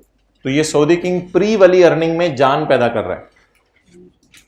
अच्छा, मुझे ये लग रहा है कि स्टॉक का ग्रॉस प्रॉफिट टाइप कोई चीज बुक हो रही है और आपको इन्वेंट्री का स्टैंडर्ड मना करता है कि फोरसीन गेन्स रिकॉर्ड नहीं करने। 10 वाली चीज बाजार में अगर 15 की बिकनी है तो आपको रिकॉर्ड करने की जरूरत नहीं। लेकिन IFRS 3 और 10 जो कि कंसोलिडेशन का स्टैंडर्ड है, वो कहते हैं फोरसीन गेन ना इसको सोचो। ये सऊदी किंग ने 10 रुपए वाली चीज खरीद के रखी हुई थी, जैसे सऊदी किंग ने कोई 10 रुपए वाली लैंड खरीद के रखी हो और जब सऊदी किंग जा रहा हो वो 20 रुपए की हो गई हो, तो सऊदी किंग तो कहेगा ना मेरी चीज 20 रुपए वाली है। तो सऊदी किंग ने 10 रुपए वाली इन्वेंट्री खरीद के रखी हुई थी और जिस दिन जा रहा था उस दिन 15 की हो गई थी। तो इस 15 के 5 पे किसका हक है? सऊदी किंग का हक है। तो जब सऊदी किंग का हक है तो सऊदी किंग की इक्विटी में जान पैदा करें ताकि वो अच्छी प्राइस आपसे मांग सके। इस ट्रांजैक्शन का ऑब्जेक्टिव ये होता है। क्लियर होगी बात? तो ये एडजस्टमेंट तो कई दफा क्लास में की हुई है। तो बुक वैल्यू को किस पे ले गए? फेयर वैल्यू पे। कितना सरप्लस आ गया? Inventory debit, surplus in working one credit. On acquisition dates, the carrying value of subsidiary assets was equal to fair value except a value of plant which was impaired by 3 million. तो अब book value और market value दिया, direct impairment loss दिया। ये on acquisition date वाला या after acquisition date वाला? After acquisition date वाला तो कोई लॉसेस शायद SRE में जाएं, ये सोचने की बात है। लेकिन ये तो ऑन एक्विजिशन डेट वाला है, तो ये कहां जाना है? वर्किंग वन में जाना है। तो इंपेयरमेंट लॉस इसका नाम है, तो मैं नाम बदल नहीं रहा, ठीक है। लॉस है, रिवोल्यूशन लॉस नहीं, इंपेयरमेंट लॉस है। किसके ऊपर? PP के ऊपर। कितना लॉस है? तो ये तो सरप्लस था और ये 3 का क्या है? लॉस। कौन सा लॉस? Impairment loss. बुक करेंगे loss. Impairment loss in working one, बोले बोले बोले बोले। Impairment loss in working one debit and PP जी अमाउंट। बल्कि एक सवाल हमने किया था जिसमें पहले हमने रिवोल्यूशन लॉस बुक किया था और बाद में इंपेयरमेंट लॉस बुक किया था। दोनों लॉस हमने कैलकुलेट करके देखे थे। असल में हमने सऊदी किंग को जाके कहा भाईजान ये प्लांट पे से कपड़ा उठाओ। सऊदी किंग ने कपड़ा उठाया, आवाज आई ची। हमने कहा ये प्लांट में तो कोई जान नहीं है सऊदी किंग, तेरे जाने के बाद मैं प्लांट बेचूंगा, मुझे नुकसान हो जाएगा, चल बर्दाश्त कर इस नुकसान को। अब ये प्लांट बिक के नुकसान नहीं बर्दाश्त होते, ये बस रिकॉर्ड कर लेंगे हम लॉस, ताकि सऊदी किंग की इक्विटी के अंदर जान खत्म हो। Impairment loss in working one debit, ये लॉस असल में ना अर्निंग को कम करा होता है। Impairment loss in working one debit जी, और PP क्रेडिट -3। ये दोनों एंट्रीज हमने की हुई है पहले, A भी की हुई है, B भी की हुई है।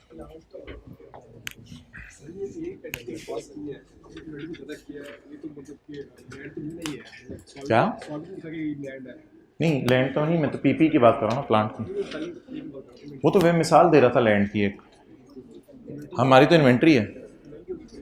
हाँ 1 मिनट पूछो फिर।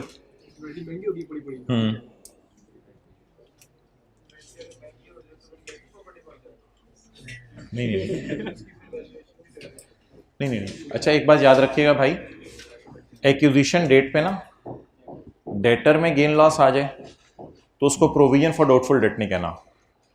एक्विजिशन डेट पे इन्वेंट्री में लॉस आ जाए उसको NRV लॉस नहीं कहना। एक्विजिशन डेट पे डेटर में गेन लॉस आए उसको रिवोल्यूशन सरप्लस रिवोल्यूशन लॉस कहना है। या ये 16 नहीं है, या IFRS 3 और 10 पढ़े हम। एक्विजिशन डेट पे इन्वेंट्री पे गेन लॉस आए उसको आपने क्या कहना है? Revolution surplus revolution loss. किसी चीज पे भी गेन लॉस आ जाए तो उसको रिवोल्यूशन सरप्लस रिवोल्यूशन लॉस कह दें, या कोई प्लांट वगैरह तो इंपेयरमेंट लॉस भी कह दें तो कोई हर्ज नहीं। लेकिन इसको IAS 16 वाला सरप्लस लॉस नहीं समझना, यह IFRS 3 वाला सरप्लस लॉस है। तो इसलिए मैंने कहा था इन्वेंट्री की एंट्री भी वही हुआ करेगी जो PP की होती है या जो लैंड की होती है, बिल्डिंग की होती है। इन्वेस्टमेंट डेबिट, इन्वेंट्री डेबिट और revolution surplus in working one credit. अच्छा एक स्टैंडर्ड हमने पढ़ा नहीं हुआ, दैट इज IAS 37। इससे पहले आप मुझे बता दें, any asset whose carrying amount is ₹0 always and but have a fair value for consolidation purpose and has a fair value for consolidation, लेकिन उसकी fair value जरूरी होती है consolidation के लिए। कौन बोल रहा है, क्या बोल रहा है, सही बोल रहा है, और सोचें बाकी लोग, इसने बता दिया। ऑलवेज जीरो मैंने बोला, और मैं बड़ी वसूख से बात कर रहा हूं, always that have a carrying amount of zero. Internally generated brand of subsidiary, internally generated method of subsidiary, internally generated customer list of subsidiary, internally generated publishing title of subsidiary. ये चार चीजें थी जिसको IAS 38 सेपरेट फाइनेंशियल स्टेटमेंट में record करने से मना कर दो। तो एनी एसेट का नाम मुझे आपने बताना है, बोलें। हाँ, वो भी internally generated brand masthead publishing title of subsidiary. Asset आपने बता दिया, लाइबिलिटी मैं बताऊंगा क्योंकि अभी हमने एक स्टैंडर्ड पढ़ा नहीं हुआ। अब मैं आपसे सवाल पूछ रहा हूं, any liability whose carrying amount is always zero but have a fair value for consolidation point of view। यार कंसोलिडेशन में तो हमने उल्टा के चीजें बदल ही दी है ना, जमीन आसमान का फर्क डाल दिया है। 10 रुपए की इन्वेंट्री को उठा के 15 रुपए पे ले गए हैं। IAS 2 रो के थक गया था कि 10 रुपए की इन्वेंट्री को 15 पे ना लेके जाना। 10 रुपए की इन्वेंट्री को 8 पे ले जाओ, 7 पे ले जाओ, 6 पे ले जाओ, 10 रुपए की इन्वेंट्री को 15 पे लेके जाने की कोई तुक नहीं है। लेकिन IFRS 310 के अंदर तो पूरी कहानियां बदल गई हैं, क्योंकि डील होने लगी है तो डील फेयर वैल्यूज के ऊपर ही होगी। डील जो है वो सऊदी किंग के साथ बुक वैल्यूज पे चीजों की नहीं हो सकती। तो IAS 2 शू और IAS 38 तो लगना ही बंद हो गए हैं। तो सारी चीजों को उठा के बुक वैल्यू से कहां लेके जाना पड़ा है हमें, फेयर वैल्यू के ऊपर। सारे स्टैंडर्ड्स की धज्जियां बखेर दी हमने। ये मोहतरम है contingent liability. Contingent liability, it is only disclosed in financial statements and no journal entry is passed in separate financial statements। contingent liability क्या होती है? contingent liability ये होती है, contingent liability क्या होती है? contingent liability ऐसा कोर्ट केस होता है जिसमें लूज करने का चांस कम हो। IAS 37 में हम पढ़ेंगे, केस में लूज करने का चांस कम है ना तो लाइबिलिटी बुक ना करो। समझ आ रही है बात? केस लूज करने का चांस, आपके खिलाफ किसी ने केस कर दिया, आंखें बंद करके सोचें, आपके खिलाफ किसी ने केस कर दिया और लूज करने का आपका कोई चांस नहीं है, कोई एंट्री बताएं ना करें, डिस्क्लोज कर दें यूजर को। यार बड़ा मसला हो गया है, बंदे आए थे बंदे लेके और उन्होंने हमारे खिलाफ क्या कर दिया, केस कर दिया। और केस इस बात के ऊपर किया कि ये कॉलेज के अंदर ये बच्चे बाहर खड़े होते हैं और गप्पे मारे होते हैं और सड़क और ये और वो और सर्विस लेन और ये और वो, इस किस्म का हमारे खिलाफ केस हो गया, कॉलेज वाले कह रहे हैं। लेकिन हमारे केस हारने का इंशाल्लाह कोई चांस नहीं है, हम जीत ही जाएंगे, हम सड़क ही पूरी करा लेंगे तो हम जीत जाएंगे, हमारे केस हारने का कोई चांस नहीं है। तो ऐसे कोर्ट केसेस जिनको IAS 37 ये कहेगा कि हारने का चांस क्या है, कम है।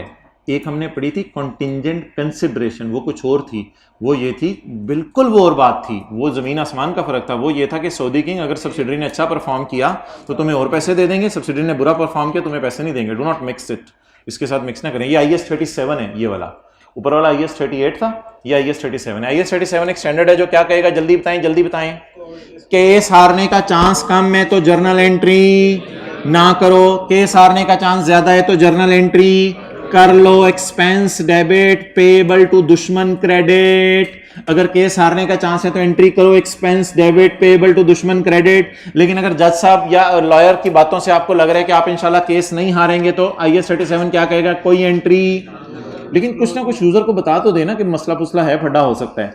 तो ये सिर्फ डिस्क्लोज किया जाता है सेपरेट फाइनेंशियल स्टेटमेंट में, जर्नल एंट्री पास नहीं की जाती। लेकिन कंसोलिडेशन पर्पज में इस कोर्ट केस की भी क्या लगवाई जाएगी, फेयर वैल्यू। जो किताबों में क्या हुआ होगा, सिर्फ डिस्क्लोज, किताबों में डिस्क्लोज हुआ होगा, लेकिन कंसोलिडेशन पर्पज के लिए हमें उसकी फेयर वैल्यू लगानी पड़ेगी। नोट कर लें कोर्ट केस की, कि हमारे ख्याल से लॉयर को कितने पैसे देने पड़ेंगे। जाने मैच क्रिकेट का, अच्छा चलो, अच्छा आना तो चाहिए। मुझे भी ले जाओ, किधर जा, क्या जी, हॉस्पिटल जाना है? आपको बंदा इसके साथ भी जाएगा। अच्छा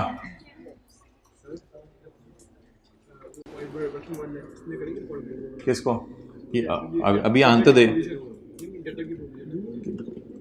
हाँ, रिवोल्यूशन लॉस डेबिट डेटर क्रेडिट, एडजस्टमेंट आई थी और हमने की थी, मैं आपको दिखाता हूं भाई। ये इन्वेंट्री वाली एडजस्टमेंट, और ये अगर आपको भूल रही है ना तो थोड़ी देर में मैं आपको भूल जाऊंगा। फिर ये अगले दिन आप कहेंगे ये तो हमने किसी और की क्लास में एडमिशन कराया था। अच्छा, तो ये भाईजान मेरी रिक्वेस्ट है आपसे, आप कहते हैं तो आपके घर आके मैं आपको बता देता हूँ कि ये ना होमवर्क साथ साथ करें, ऐसी बातें ना करें, सबके सामने बुरा लगता है। मुझे दोबारा बातें करते हुए शर्म सी आती है। ये हमने सवाल किया था क्लास के अंदर, और अगर आपको वो सवाल याद नहीं आ रहा, मेरी तो बातें ख़त्म नहीं, सवाल नहीं निकलना। और उसके बाद गैलेक्सी वाला सवाल आपको होमवर्क में दिया था। ये जी भाईजान सवाल किया था हमने क्लास में, ओह माशाल्लाह, ये तो होमवर्क का था, होमवर्क में भी आपको सवाल दिया था, और क्लास वर्क के अंदर हमने ये सवाल किया था। क्वेश्चन 15, अल्लाह का शुक्र है एंट्री भी लिखी हुई है। 12 रुपये वाली इन्वेंट्री 6 रुपये की होगी थी, और प्रोविजन फॉर बैड डेट के अंदर भी इंक्रीज आई थी। तो मैंने 12 रुपये की एंट्री 6 रुपये की होने की एंट्री कराई थी, and revaluation loss in working one debit inventory credit. और 15 से 24 प्रोविजन फॉर डाउटफुल डेट बढ़ रही थी, तो मैंने कहा था प्रोविजन क्रेडिट कर दे 9 रुपये से, और रिवैल्यूएशन लॉस का नाम रखें, इसका और कोई नाम ना रखें क्योंकि इस पर कंसोलिडेशन के स्टैंडर्ड के रूल लगेंगे। और मैंने कहा था प्रोविजन की जगह बेहतर है कि डेटर अकाउंट का लफ्ज़ यूज़ कर लें, फिर आपको पोस्टिंग आसान हो जाएगी। तो मुझे अच्छी तरह याद है कि रिवैल्यूएशन लॉस डेटर में और रिवैल्यूएशन लॉस इन्वेंट्री में मैंने आपको करवाया हुआ है, और करवा के आपको होमवर्क के अंदर भी दिया था। 112 वाली 62 में जा रही थी और 15 वाली 24 में जा रही थी। तो यही इन्वेंट्री और प्रोविजन फॉर डाउटफुल डेट की एडजस्टमेंट हमने पहले की हुई है। खैर, पानी।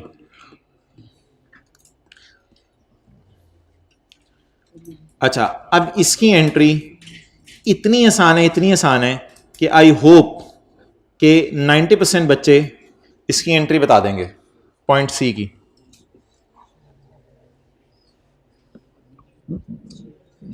कुछ भी नहीं करें, 0 और 6, 0 6 के साथ लेके 0 6 के साथ carrying amount, 0 carrying amount 0 excellent. A contingent liability, case हारने का लिटिल चांस, उर्दू में ये तर्जुमा बनेगा ना, कॉन्टिंजेंट लायबिलिटी। कॉन्टिंजेंट होती है डिपेंडेंट, जज के फैसले के बाद ही पता चलेगा। A contingent liability is disclosed, entry नहीं हुई, एंट्री नहीं हुई, बल्कि यहां लिखा होना चाहिए था, क्योंकि आपने IAS 37 नहीं पढ़ा हुआ ना, इसलिए यहां लिखा होना चाहिए था इज जस्ट डिस्क्लोज्ड। ये जस्ट क्या हुई है, सिर्फ किताबों में डिस्क्लोज हुई है। If it is disclosed then please cut the 9। और 9 क्यों मैं कट कर रहा हूं, इंशाल्लाह IAS 37 में पढ़ाऊंगा तो आप कहेंगे ओ अच्छा 9 की तो कोई एंट्री नहीं हुई होगी। जैसे मैंने आपको कहा था इंटरनली जनरेटेड ब्रांड की नहीं हुई, आपने कहा हाँ IAS 38 हमने पढ़ा हुआ है। तो इसी तरह इंशाल्लाह एक दिन आएगा कि आप IAS 37 पढ़ने के बाद कहेंगे अच्छा ये 9 तो डिस्क्लोज ही हुआ है ना सर, सिर्फ हमने तो इसकी जनरल एंट्री सोचनी है। तो बता दें 9 धोखा है, 9 धोखा है, 9 पंजाबी वाली 9 नहीं अच्छा ये 9 रुपए क्या है, धोखा है, 9 धोखा है। तो कैरिंग अमाउंट 0, लेकिन फेयर वैल्यू क्या है इसकी? 6। बताएं जी, लाइबिलिटी क्रेडिट हो गई कितने से? 6 से। वर्सेस वाली कैलकुलेशन कर लेना, 0 से 6 पे लेके जाना है। और debit expense in working, loss in working one कर दें, जो मर्जी नाम रखें उससे कोई फर्क नहीं पड़ता, वह वर्किंग वन में लेके जाना है। Expense in working one debit and liability credit. It was not recorded in books. contingent liability, it is only disclosed in separate financial statements. It is only disclosed in separate financial statements and no journal entry is passed in. तो 9 रुपए तो धोखा है, वो तो हमने बताया हुआ है, हमारा ख्याल है शायद 9 देने पड़े, लेकिन जर्नल एंट्री हमने कुछ नहीं की हुई। कैसे पता चला? डिसक्लोज किया हुआ है सिर्फ। आप बता दें ये इंटरनली जनरेटेड ब्रांड टाइप कोई चीज है जो किताबों में नजर नहीं आ रही, लेकिन हमने लेके किस पे जानी है? बताएं। यहां से बस यहां ये नहीं लिखना, नो नहीं लिख देना गलती से। ओहो अच्छा इतना होगा, तो यहां आपने नो नहीं करना है इसको। तो 0 को 6 पे लेके चले जाएं, तो 6 का क्या आ जाएगा? आपको पता है लाइबिलिटीज बढ़ने से लॉस आता है, लाइबिलिटीज बढ़ने से लॉस आता है। एंट्री टाइम, एक्सपेंस इन वर्किंग वन डेबिट, एक्सपेंस इन working one debit, liability credit कितने से? 6 से। पोस्ट करें जी, कितना? -6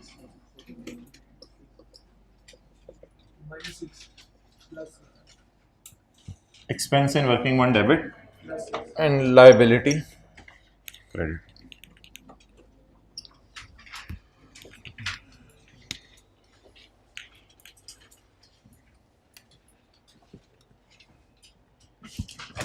नोट कर लें ये।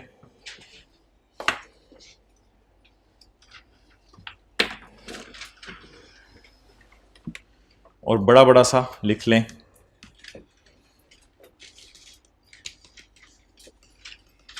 कॉन्टिंजेंट लायबिलिटी की कैरिंग अमाउंट क्या होती है? 0।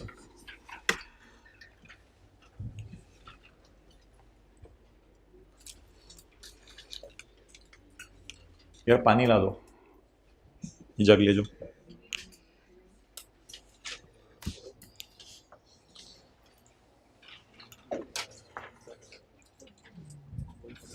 यार वो एसी चलाओ ना भाई, स्टूडेंट्स ने बंद किया हुआ है तो स्टूडेंट चला दे, डेंट्स ने बंद किया हुआ है ना।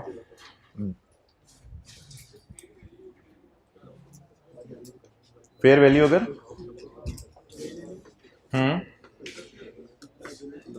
लाइबिलिटी है ना, ये मोहतरम ये दोनों एसेट्स हैं, ये लाइबिलिटी है।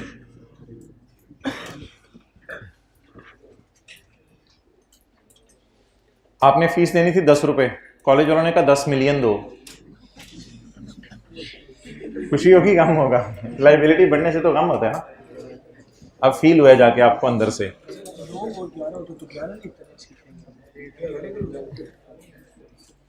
कैरिंग अमाउंट हमेशा 0 है।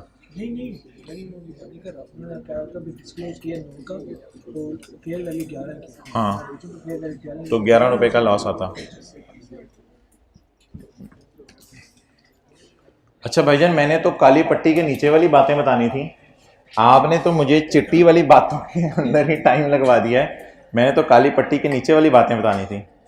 देख लें सारे पानी कैसे डलता है यार, तो एडजस्टमेंट काली पट्टियां मतलब जज़ाकल्लाह भाई।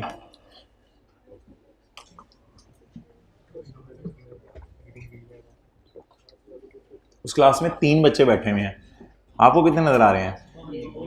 5? पूरी क्लास उतनी नहीं गए, इसमें मसला है। पाँव देख के आए, सीधे हैं उल्टे हैं? वो बकर कैमरा करें जरा, वो क्लास दिखाएं, कैमरा उल्टा करें, हाइब्रिड क्लास दिखाएं। नहीं हो सकता, पूरा उल्टा नहीं हो सकता, ये उल्टी नहीं हो सकती ये। अच्छा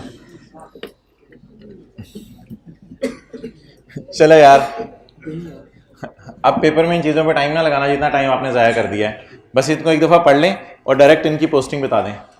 इन्वेंट्री की बुक वैल्यू 10 है। सऊदी किंग ने कहा मेरे जाने के बाद तुमने 15 की बेच देनी है, तो ऐसा करो 5 का सरप्लस मुझे दे दो। तो 5 के सरप्लस की एंट्री बता दें क्या होगी? इन्वेंट्री डेबिट और सरप्लस, ये हमने बुक कर लिया सरप्लस। अच्छा, the value of plant was impaired by 3, हमने कंसोलिडेशन पर्पस के लिए प्लांट को इंपेयर कर लिया, सब्सिडरी ने इंपेयर नहीं किया हुआ था तो हमने इंपेयर कर लिया। Impairment loss in working one debit and PP. एक बार याद रखिएगा, जो चीजें वर्किंग वन में जाती है ना, एक वैसे हिंट दे रहा हूं, वो वर्किंग 5 में कभी नहीं जाती। वर्किंग 5 में एसआरई टाइप चीजें जाती हैं, वर्किंग 1 टाइप चीजें कभी नहीं जाती हैं वर्किंग 5 में। और a contingent liability which was recorded in books at ₹0 but has a fair value of 6, so expense debit in working one and liability credit। ये हमने इम्पेयरमेंट लॉस किस दिन रिकॉर्ड किया है? नहीं, मुझे डेट बताओ ना। 1 अप्रैल। ये हमने इम्पेयरमेंट लॉस किस दिन रिकॉर्ड किया कंसोलिडेशन पर्पस के लिए? 1 अप्रैल को। 2 अप्रैल कौन बोल रहा है? काली पट्टी के नीचे इसने चाती मारी है यार, ये चाहता है पूरा, तो क्या कर रहे हैं यार? 2 अप्रैल कहां से हो गया? काली पट्टी के नीचे से देख रहा है, यानी काली पट्टी के नीचे से देख रहा है। खुदा का खौफ कर यार, कहां से इसे 2 अप्रैल नजर आया? कहीं 2 अप्रैल नजर आ रहे व्हाइट बोर्ड पे? हद होगी यार। अच्छा बस कर जाएगा ना, हर वक्त फैसलाबाद बनाया होता है।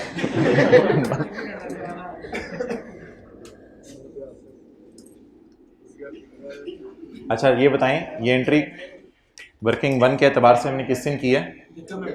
1 अप्रैल को।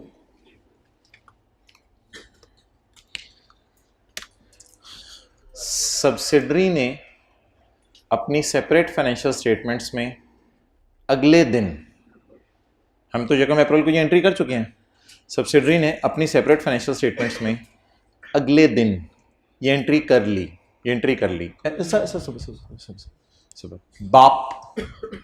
बाप सुबह एंट्री करके जाए, सुबह 1 अप्रैल को, बेटा 2 अप्रैल को आके वही एंट्री कर दे। बेटे को चित्र पढ़ने चाहिए ना, बेटे को चित्र पढ़, बाप को कुछ नहीं कहना, बाप तो प्यार करेंगे, बेटे को चित्र पढ़ने चाहिए। बाप क्या कहेगा? मैं तेरा बाप हूं, मैं 1 अप्रैल को ये करके गया था, तूने दोबारा क्यों 2 अप्रैल को कर दी? मुझे बताएं किसने ये एंट्री कर ली है? पहले जरा ये बता दें, अगली बात तो बाद में है। सब्सिडरी ने। हमने तो कंसोलिडेटेड फाइनेंशियल स्टेटमेंट बनाते हुए कर लिया ना ये एंट्री। सब्सिडरी ने अपनी सेपरेट में भी ये एंट्री कर ली है। अब सब्सिडरी को कहीं रिवर्स करें या हम अपनी वर्किंग 1 में जाकर रिवर्स कर लें? सोच लें। अब गेम ऑन होने लगी अगली तीनों एडजस्टमेंट्स में। भाईजान आपकी टेंशन चाहिए। अब सब्सिडरी को कहें कि ये रिवर्स करो, या हम वर्किंग 1 में रिवर्स कर दें इस एंट्रीज को, ताकि गुडविल शुडविल सारी हिल जाए दोबारा। ना, सऊदी किंग तो चला गया 1 अप्रैल को। इन एंट्रीज को आप हराम है छेड़ना, वर्किंग 1 को आप नहीं टच कर सकते। If it is done so done. Saudi king के मौजूदगी में ये सारी एडजस्टमेंट्स तय हुई हैं, इन पे कोई इख्तलाफ राय नहीं है। हाँ, सब्सिडरी को खुद ख्याल आ गया कि मैं इस प्लांट को क्या कर लूं। अल्लाह का शुक्र है इसने रिमेनिंग लाइफ सवाल में नहीं दी हुई, रिमेनिंग लाइफ देनी बनती भी नहीं थी, कि हमने भी इंपेयर कर लिया, उसने भी इंपेयर कर लिया। तो जब वो इंपेयर कर चुका है तो फिर डेप्रिसिएशन वो सही रिकॉर्ड कर रहा है, डेप्रिसिएशन का तो फटा ही नहीं है। ठीक है, अब मुझे ये बता दें, हम सही करें या सब्सिडरी को सही? हम अपनी कंसोलिडेशन पर्पस के लिए वर्किंग 1 में दोबारा उल्टाएं या सब्सिडरी से रिक्वेस्ट करें तो उल्टा दे? सब्सिडरी से रिक्वेस्ट करें तो उल्टा दे। क्यों? हमने वो एंट्री जो वर्किंग 1 में कर ली, वो सब्सिडरी ने अपनी सेपरेट फाइनेंशियल स्टेटमेंट में भी कर ली। मुझे तो लग रहा है इस तक भी 3 माइनस हो चुका हुआ है। माने ना माने, सोचें। मुझे तो लग रहा है इस 54 तक भी 3 माइनस हो चुका है। सोचें क्यों? It has also been recorded by, हमने तो करनी थी 1 अप्रैल को, मुझे ना रोकिएगा 1 अप्रैल से करने से, बाप है हमने तो करनी थी फॉर पर्पस ऑफ कंसोली। पहली वाली क्लासें याद है कि पेरेंट अपनी सेपरेट फाइनेंशियल स्टेटमेंट बनाता है, सब्सिडरी अपनी सेपरेट फाइनेंशियल स्टेटमेंट बनाती हैं, वो पेरेंट के अकाउंटेंट को भेजी जाती हैं, फिर पेरेंट का अकाउंटेंट एक consolidated set of financial statement बनाता है। तो ये पेरेंट के अकाउंटेंट ने जो consolidated set of financial statement बनानी शुरू की है, इसमें इसको ना रोकिएगा किसी चीज से। आप बताएं क्या रिक्वेस्ट है मेरी कि कौन क्या कर ले? वो काम, बोले जो काम हम वर्किंग 1 में कर चुके हैं। ये लफ्ज मैंने इस पट्टी को भी हटा के बुलवाने, इस पट्टी को भी हटा के बुलवाने। जो काम हम वर्किंग वन में कर चुके हैं, अगर वो काम सब्सिडरी भी सेपरेट फाइनेंशियल स्टेटमेंट्स में कर ले तो हम रिवर्स करें या सब्सिडरी को रिवर्स करें? अच्छा मुझे बताएं जरा, सब्सिडरी को रिवर्स कैसे करवाएं? इंपेयरमेंट लॉस उल्टाने की एंट्री को बंदा बता सकता है क्लास में? नहीं, पहले मुझे पी एंड एल टाइप को एंट्री बताने की कोशिश करें। इंपेयरमेंट लॉस उल्टाने की एंट्री, यार ये देखो ना, उल्टाने की एंट्री, पीपी डेबिट और इंपेयरमेंट लॉस क्रेडिट। लेकिन 2 अप्रैल का मतलब है आफ्टर एक्विजिशन। 2 अप्रैल का क्या मतलब है? आफ्टर एक्विजिशन वाली एडजस्टमेंट्स कहां जाती हैं? वर्किंग वन में या एसआरई में? एसआरई में। तो इसको काट के हम क्या लिखेंगे? एसआरई। कितने रुपए से? 3 रुपए से।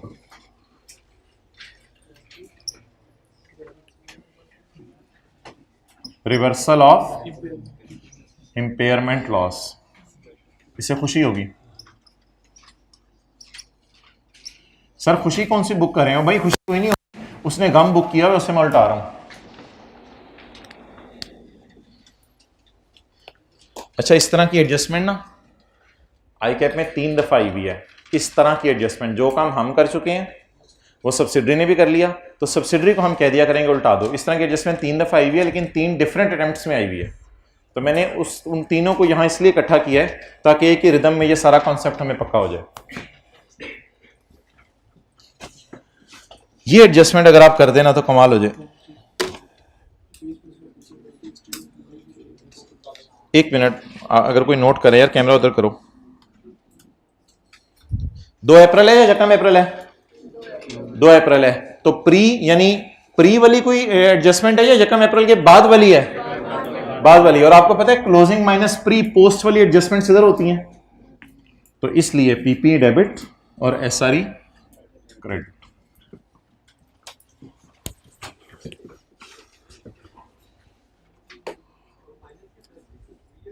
ना हाँ, बेहतर है। चलिए नोट करें, रिदम रहेगा ना।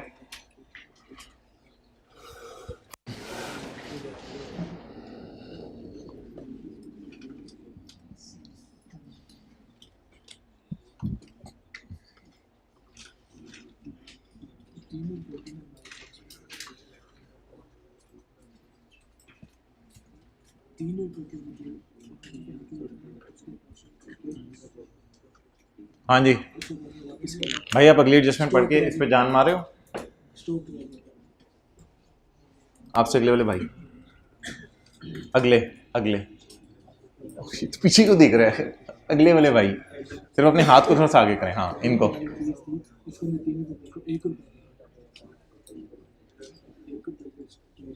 वो खुदा के लिए ये पेरेंट टू सब्सिडरी या सब्सिडरी टू पेरेंट वाली कोई चीज नहीं है, ना P2S वाली चीज है ना S2P वाली चीज है। अनसोल्ड के चक्कर में ना पड़िएगा। मुझे तो लग रहा है यहां सोल्ड को देखना पड़ेगा, अनसोल्ड को नहीं देखना पड़ेगा।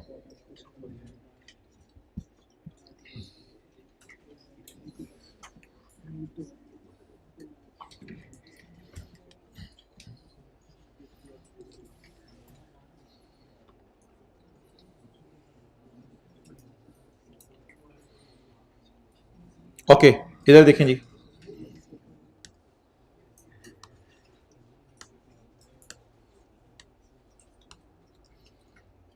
ये 5 आइटम्स हैं, ऐसी मिसाल दे रहा हूं।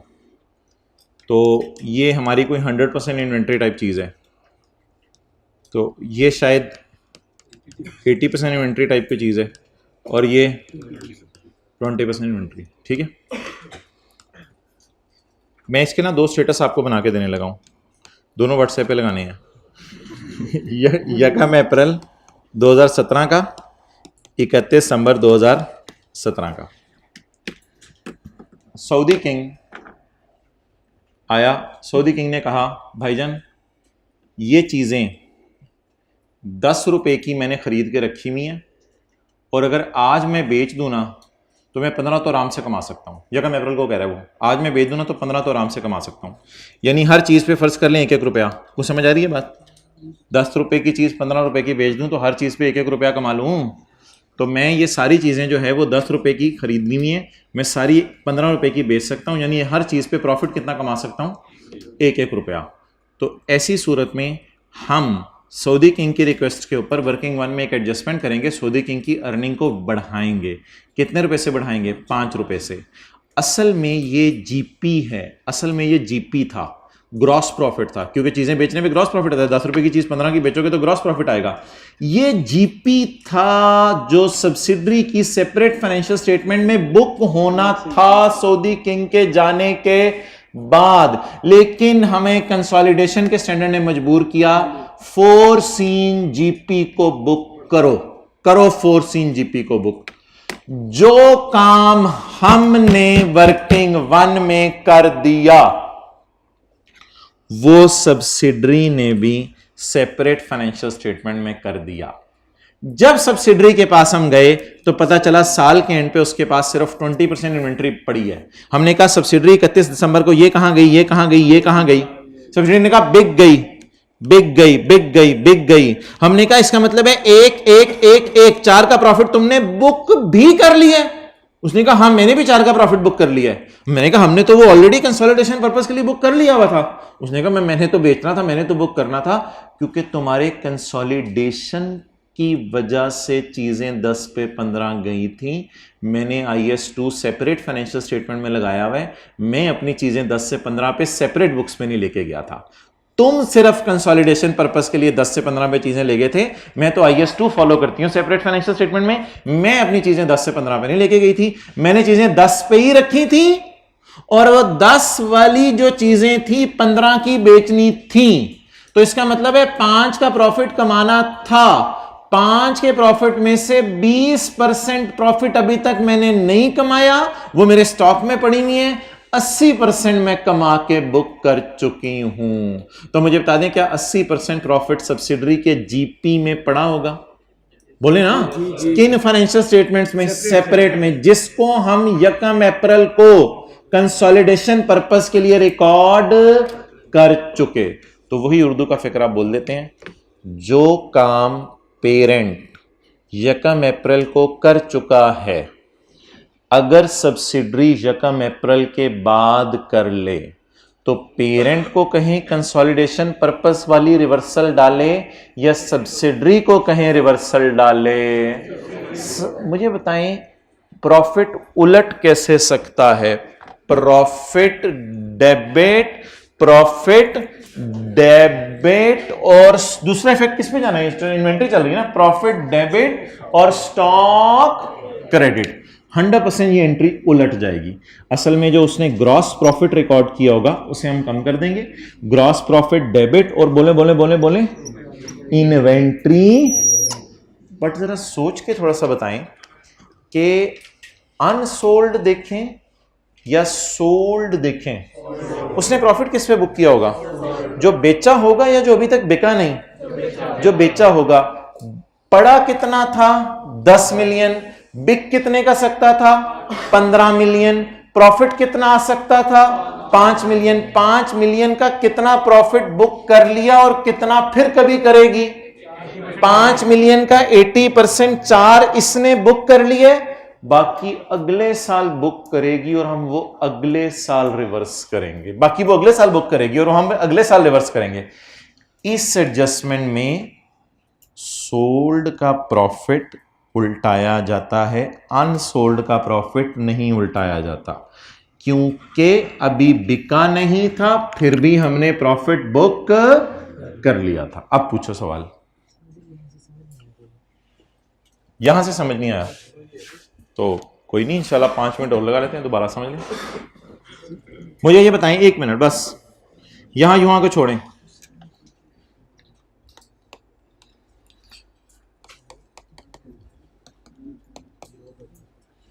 IS2 क्या कहता है?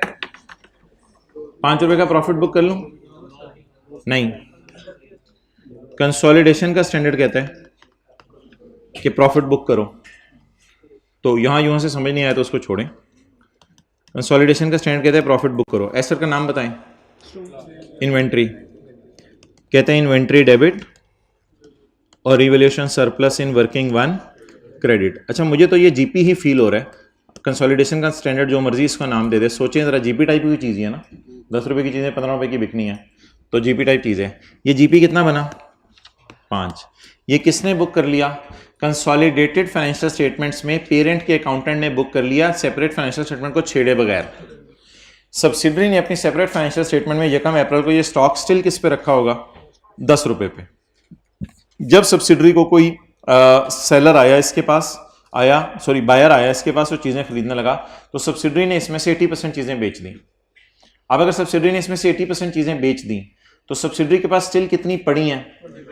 सब्सिडरी ने कितनी चीजों पे प्रॉफिट रियलाइज / रिकॉर्ड कर लिया है? उस 5 को पकड़ लें, बस डायग्राम मेरी छोड़ दें। सब्सिडरी ने कितनी पे प्रॉफिट बुक कर लिया है? 4 पर। 4 का प्रॉफिट, 4 पर नहीं मादर, 4 का प्रॉफिट सब्सिडरी ने क्या कर लिया? बुक कर लिया। कितना प्रॉफिट ऐसा है जो सब्सिडरी बुक नहीं कर सकी क्योंकि इसकी चीजें बिकी नहीं? 20%। 1 का प्रॉफिट। ये 1 का प्रॉफिट सब्सिडरी कब बुक करेगी? इस साल या अगले साल बिकने पे? जब अगले साल वो बिकेगा तो वो भी हम रिवर्स कर लेंगे। तो फिलहाल इस 4 को मैं क्या करूं, वो मैं भी रिकॉर्ड कर चुका प्रॉफिट, सब्सिडरी भी अपनी सेपरेट फाइनेंशियल स्टेटमेंट, सब्सिडरी ने क्या एंट्री की होगी अपनी सेपरेट फाइनेंशियल स्टेटमेंट में? कैश डेबिट सेल क्रेडिट और cost of sale debit inventory credit. ये एंट्री करके ऑटोमेटिकली इसने अपना जीपी बुक कर लिया होगा। तो जो सब्सिडरी जीपी बुक कर चुकी है उसको मैं क्या कर दूं? सब्सिडरी को कंसोलिडेशन पर्पस के लिए ये रिवर्स कर दूं, ये सोचते हुए कि सेपरेट किताबों में उसने कितना प्रॉफिट बुक कर लिया है? 80%। तो इस 4 रुपए की उल्टाने की एंट्री जरा बता दें। इन्वेंट्री क्रेडिट और ग्रॉस प्रॉफिट डेबिट, और खुदा ना खास्ता अगर P&L का सवाल आ गया तो मैं अभी आपको बताऊंगा क्या डेबिट होगी इसकी जगह? Cost of sale. लेकिन फिलहाल बैलेंस शीट का सवाल है तो किसको मजबूर करें? ऐसा डेबिट इन्वेंट्री। अच्छा, उर्दू का फिक्रा वो दोबारा बोल दें। जो काम हमने कंसोलिडेशन पर्पस के लिए 1 अप्रैल को कर लिया और सब्सिडरी ने वो काम 1 अप्रैल के बाद कर लिया, तो सब्सिडरी को रिक्वेस्ट करें ये तुझे काम नहीं करना चाहिए था, इस काम को तू क्या कर ले? रिवर्स कर ले। प्रॉफिट उल्टाने की entry, GP debit inventory credit. कितना उसने प्रॉफिट बुक किया है? 5 बुक किया है। 5 का 100% बुक किया है। फिलहाल 5 का कितने परसेंट बुक किया है? 80%। 4। और अगले साल इंशाल्लाह जीपी डेबिट इन्वेंट्री क्रेडिट 1 रुपए से और हो जाएगा। इसकी जगह क्या लिख दूं? एसआरई करवाएं जी एंट्री। एसआरई डेबिट, जीपी उल्टाना है, जीपी रिवर्स और इन्वेंट्री क्रेडिट।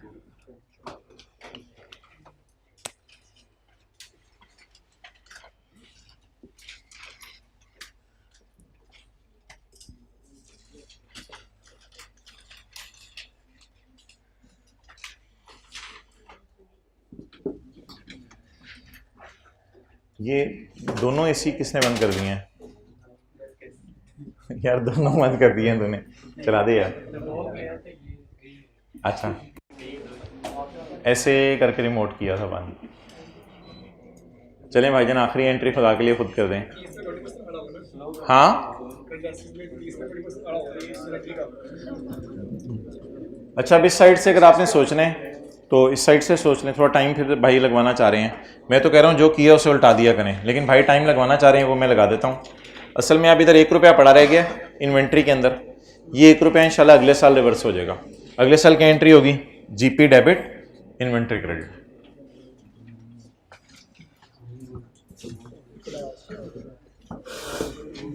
जी मोहतरम,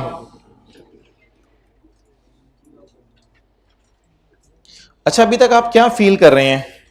सब्सिडरी ने जितना काम किया हम उतना क्या कर रहे हैं? रिवर्स करें। सब्सिडरी ने 3 रुपए का इंपेयरमेंट लॉस रिकॉर्ड किया, हमने कहा यार उल्टा दे। सब्सिडरी ने 80% इन्वेंट्री बेची, हमने कहा यार उल्टा दे, हमने पहले ही कर लिया हुआ है। इधर देखें क्या हुआ है। Subsequent to acquisition 1 April type कोई चीज है या 1 अप्रैल के बाद वाली कोई चीज है? 1 अप्रैल के बाद वाली चीज है। तो ये सारी जो काली पट्टी की चीजें नीचे छुपी हुई थी ये 1 अप्रैल के बाद वाली थी। Subsequent to acquisition the liability has also, लिखना चाहिए था यार आई कैप को, the liability has also been recorded by SL in its book at 4 million. मेरे ख्याल से ना अब शायद IAS 37 जब मैं आपको पढ़ाऊंगा तो अब शायद सब्सिडरी कह रही है कि केस हारने का चांस लो नहीं है बल्कि केस हारने का चांस शायद हाई हो गया है। तो मैं भी सोच रहा हूं अपनी किताबों में से बुक कर लूं। जिस लायबिलिटी को अब्बू 6 पे बुक कर चुके हैं, अगर बेटा 4 पे बुक कर ले, खुदा के लिए अब्बू को कुछ ना कहिएगा, वो एक्विजिशन डेट वाली है। सिर्फ किसको उल्टाने को कह दें, जितना बेटे ने किया। पिछले सवाल में 80% बेटे ने किया था, पिछले सवाल में 80% किया था ना बेटे ने। 20% inventory still in stock means 80% is sold by S and GP booked in separate financial statements. ऐसे ही था ना, लिख लें, means 80% is sold by S and GP booked in separate financial statements.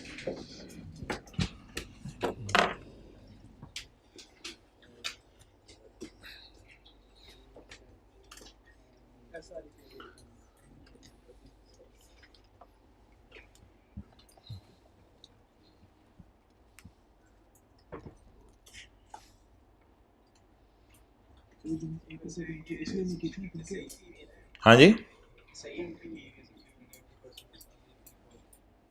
हाँ, अपनी सेपरेट फाइनेंशियल स्टेटमेंट के एतबार से उसने सही एंट्री की है, वो कोई मसला नहीं।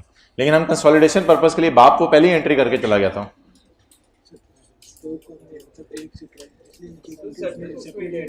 हाँ,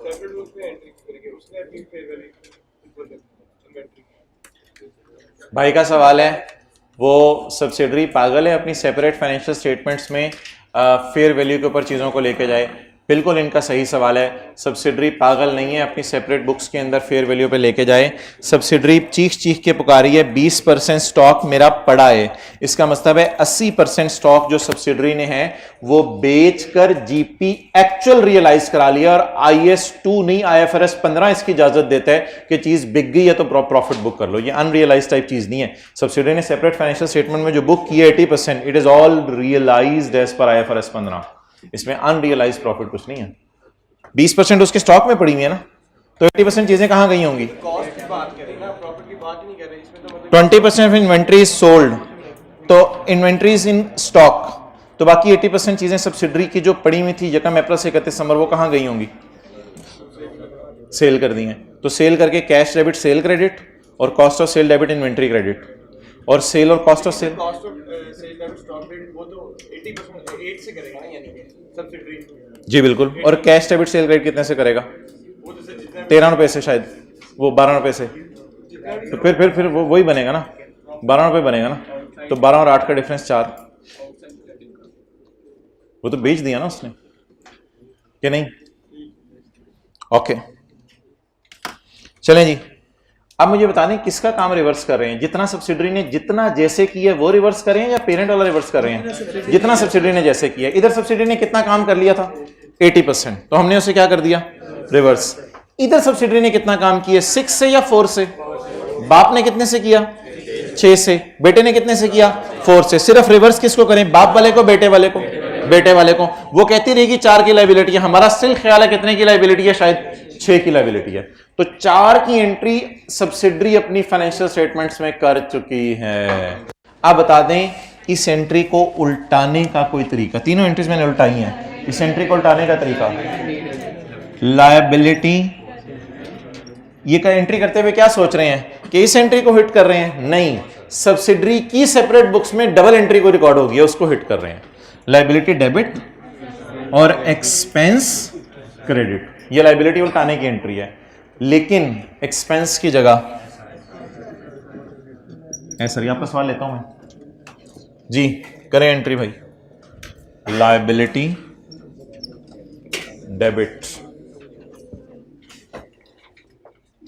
लायबिलिटी रिवर्स्ड। अब मैं तफसील से लिख रहा हूं ताकि आपको कंफ्यूजन ना रहे।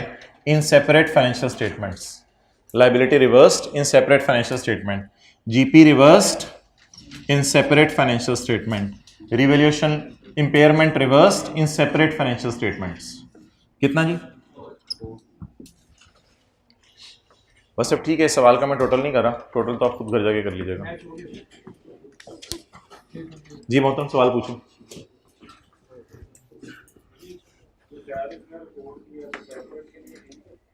हाँ, उसमें तो कोई मसला नहीं, लेकिन मैं इस वजह से एतराज है कि हमने कंसोलिडेशन पर्पस के लिए कर लिया था ना 5 रुपए का। स्टॉक को एक से इसलिए क्रेडिट नहीं किया कि हमने कंसोलिडेशन में से किया तो उधर इधर आए थे तो इसी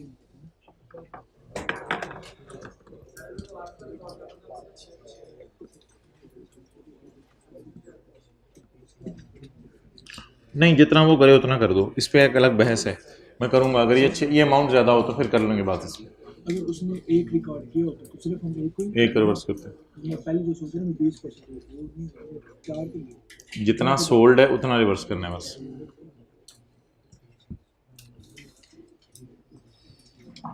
अच्छा जी, अब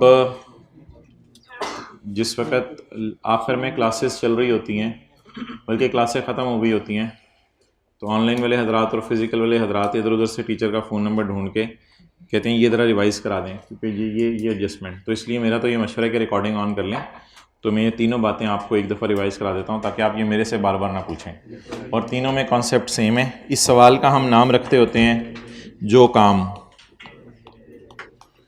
यानी जो काम किसने कर लिया वह पेरेंट ने। अगर सब्सिडरी जितना कर ले उतना सब्सिडरी को रिवर्स करवा देंगे। इस सवाल का नाम हम रखेंगे जो काम। जो काम पेरेंट ने कर लिया वह सब्सिडरी दोबारा कर ले तो सब्सिडरी को रिक्वेस्ट करेंगे तुम क्या कर लो, रिवर्स कर लो। चलें जी, पहले मैं एंट्रीज की पहली साइड समझाता हूँ, फिर मैं दूसरी साइड समझाता हूँ। अब ज़रा आपने पिछला जो नॉलेज है आपका वो वॉश करके फ्रेश माइंड के साथ सुनना है।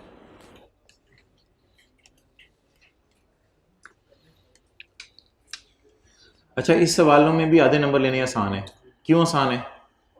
एडजस्टमेंट की जो पहली वाली साइड है वो तो आसान है ना, वो तो मार्क्स गिविंग है। चलें स्टार्ट करें जी। इन्वेंट्री कैरिंग अमाउंट कितनी है? 10 और फेयर वैल्यू 15।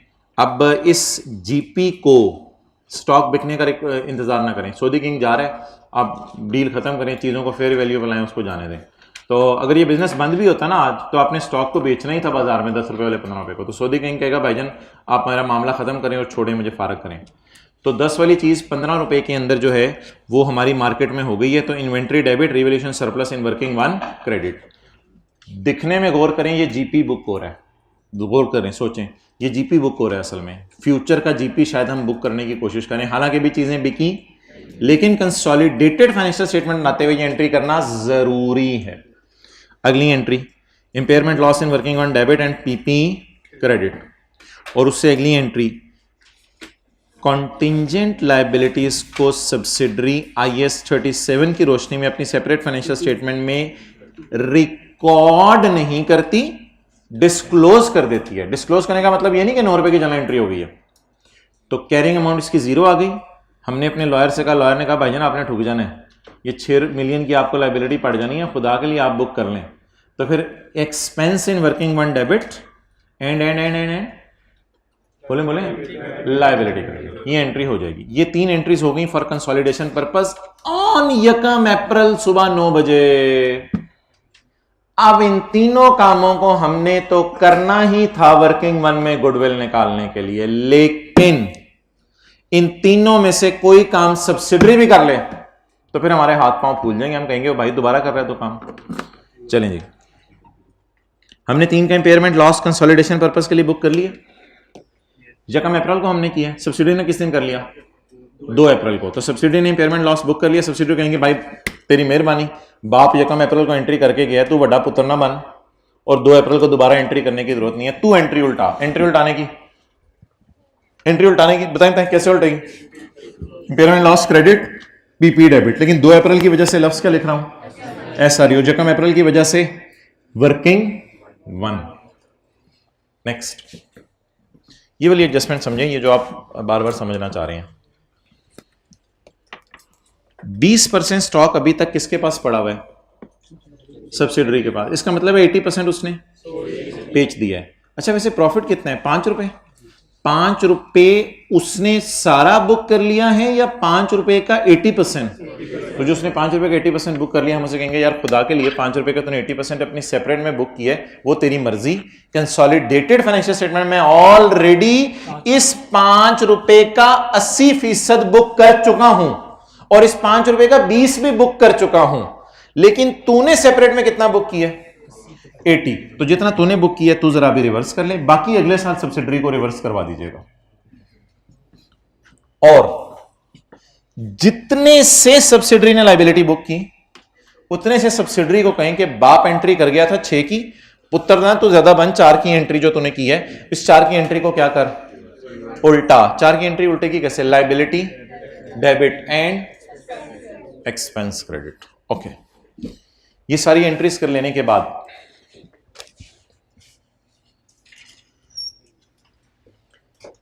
खुदा ना खास्ता ये एडजस्टमेंट P&L के सवाल में आ जाए तो SRE टाइप चीज है ये, तो फिर एस प्रॉफिट को छेड़े बगैर तो नहीं रहेगी, ऐसा ही है ना। SRE टाइप चीज है तो एस प्रॉफिट को छेड़े बगैर तो नहीं रहेगी फिर ये। तो अब जब एस प्रॉफिट की मैं बात करूं और consolidated statement of comprehensive income के मुंह की बात करूं, तो अब आपने मेरी बातें जो है वो गौर से सुननी है और आपने ही मुझे ये पोस्टिंग करवानी है। वर्किंग 5 करने लगा हूं तो इसको ना सोचिएगा, इधर से शुरू करें। जीपी की जगह मेरे तो ख्याल से कॉस्ट ऑफ सेल को कर लिया करें, ठीक है, देखते रहिएगा। खर्चे बढ़ाने से प्रॉफिट जीपी 4 से कम हो जाएगा। अच्छा, ये किसका प्रॉफिट है,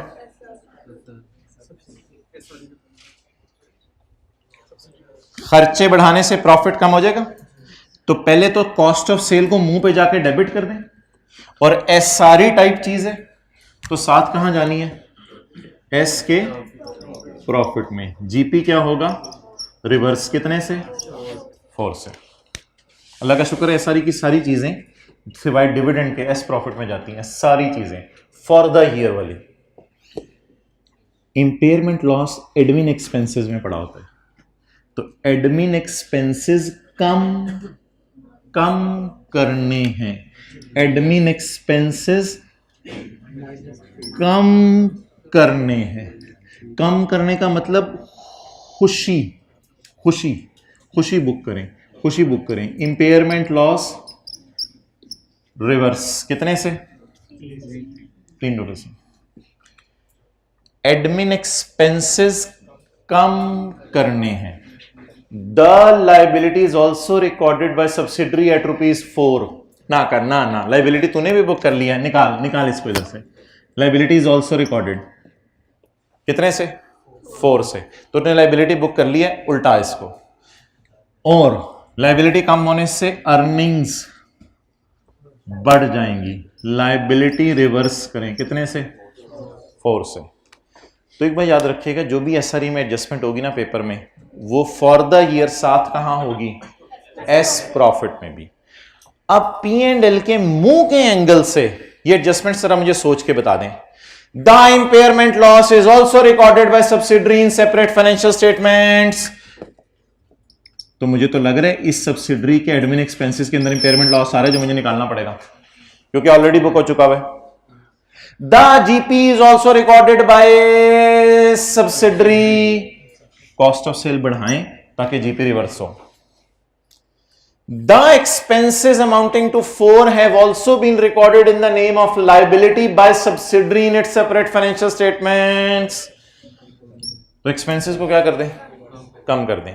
and everything which will hit SRE will also hit S profit for the year. वो S profit for the year को हिट कर, ये नोट कर लें P&L के एंगल से, ये तीनों एडजस्टमेंट्स, ठीक है। 80 YouTube पे अपलोड होगा।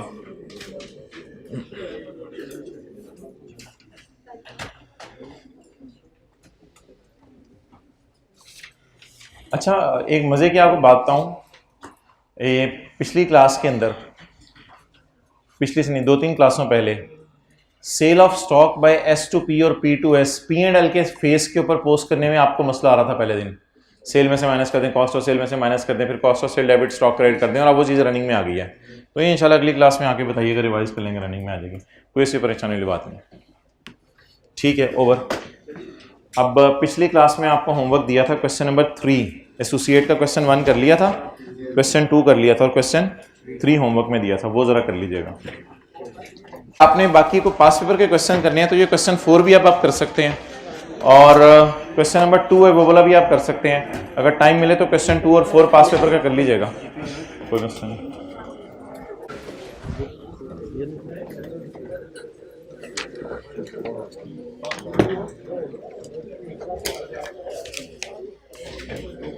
पास पेपर का क्वेश्चन 3 और 4 अगर आप करना चाहें तो कर सकते हैं। कंसोलिडेशन का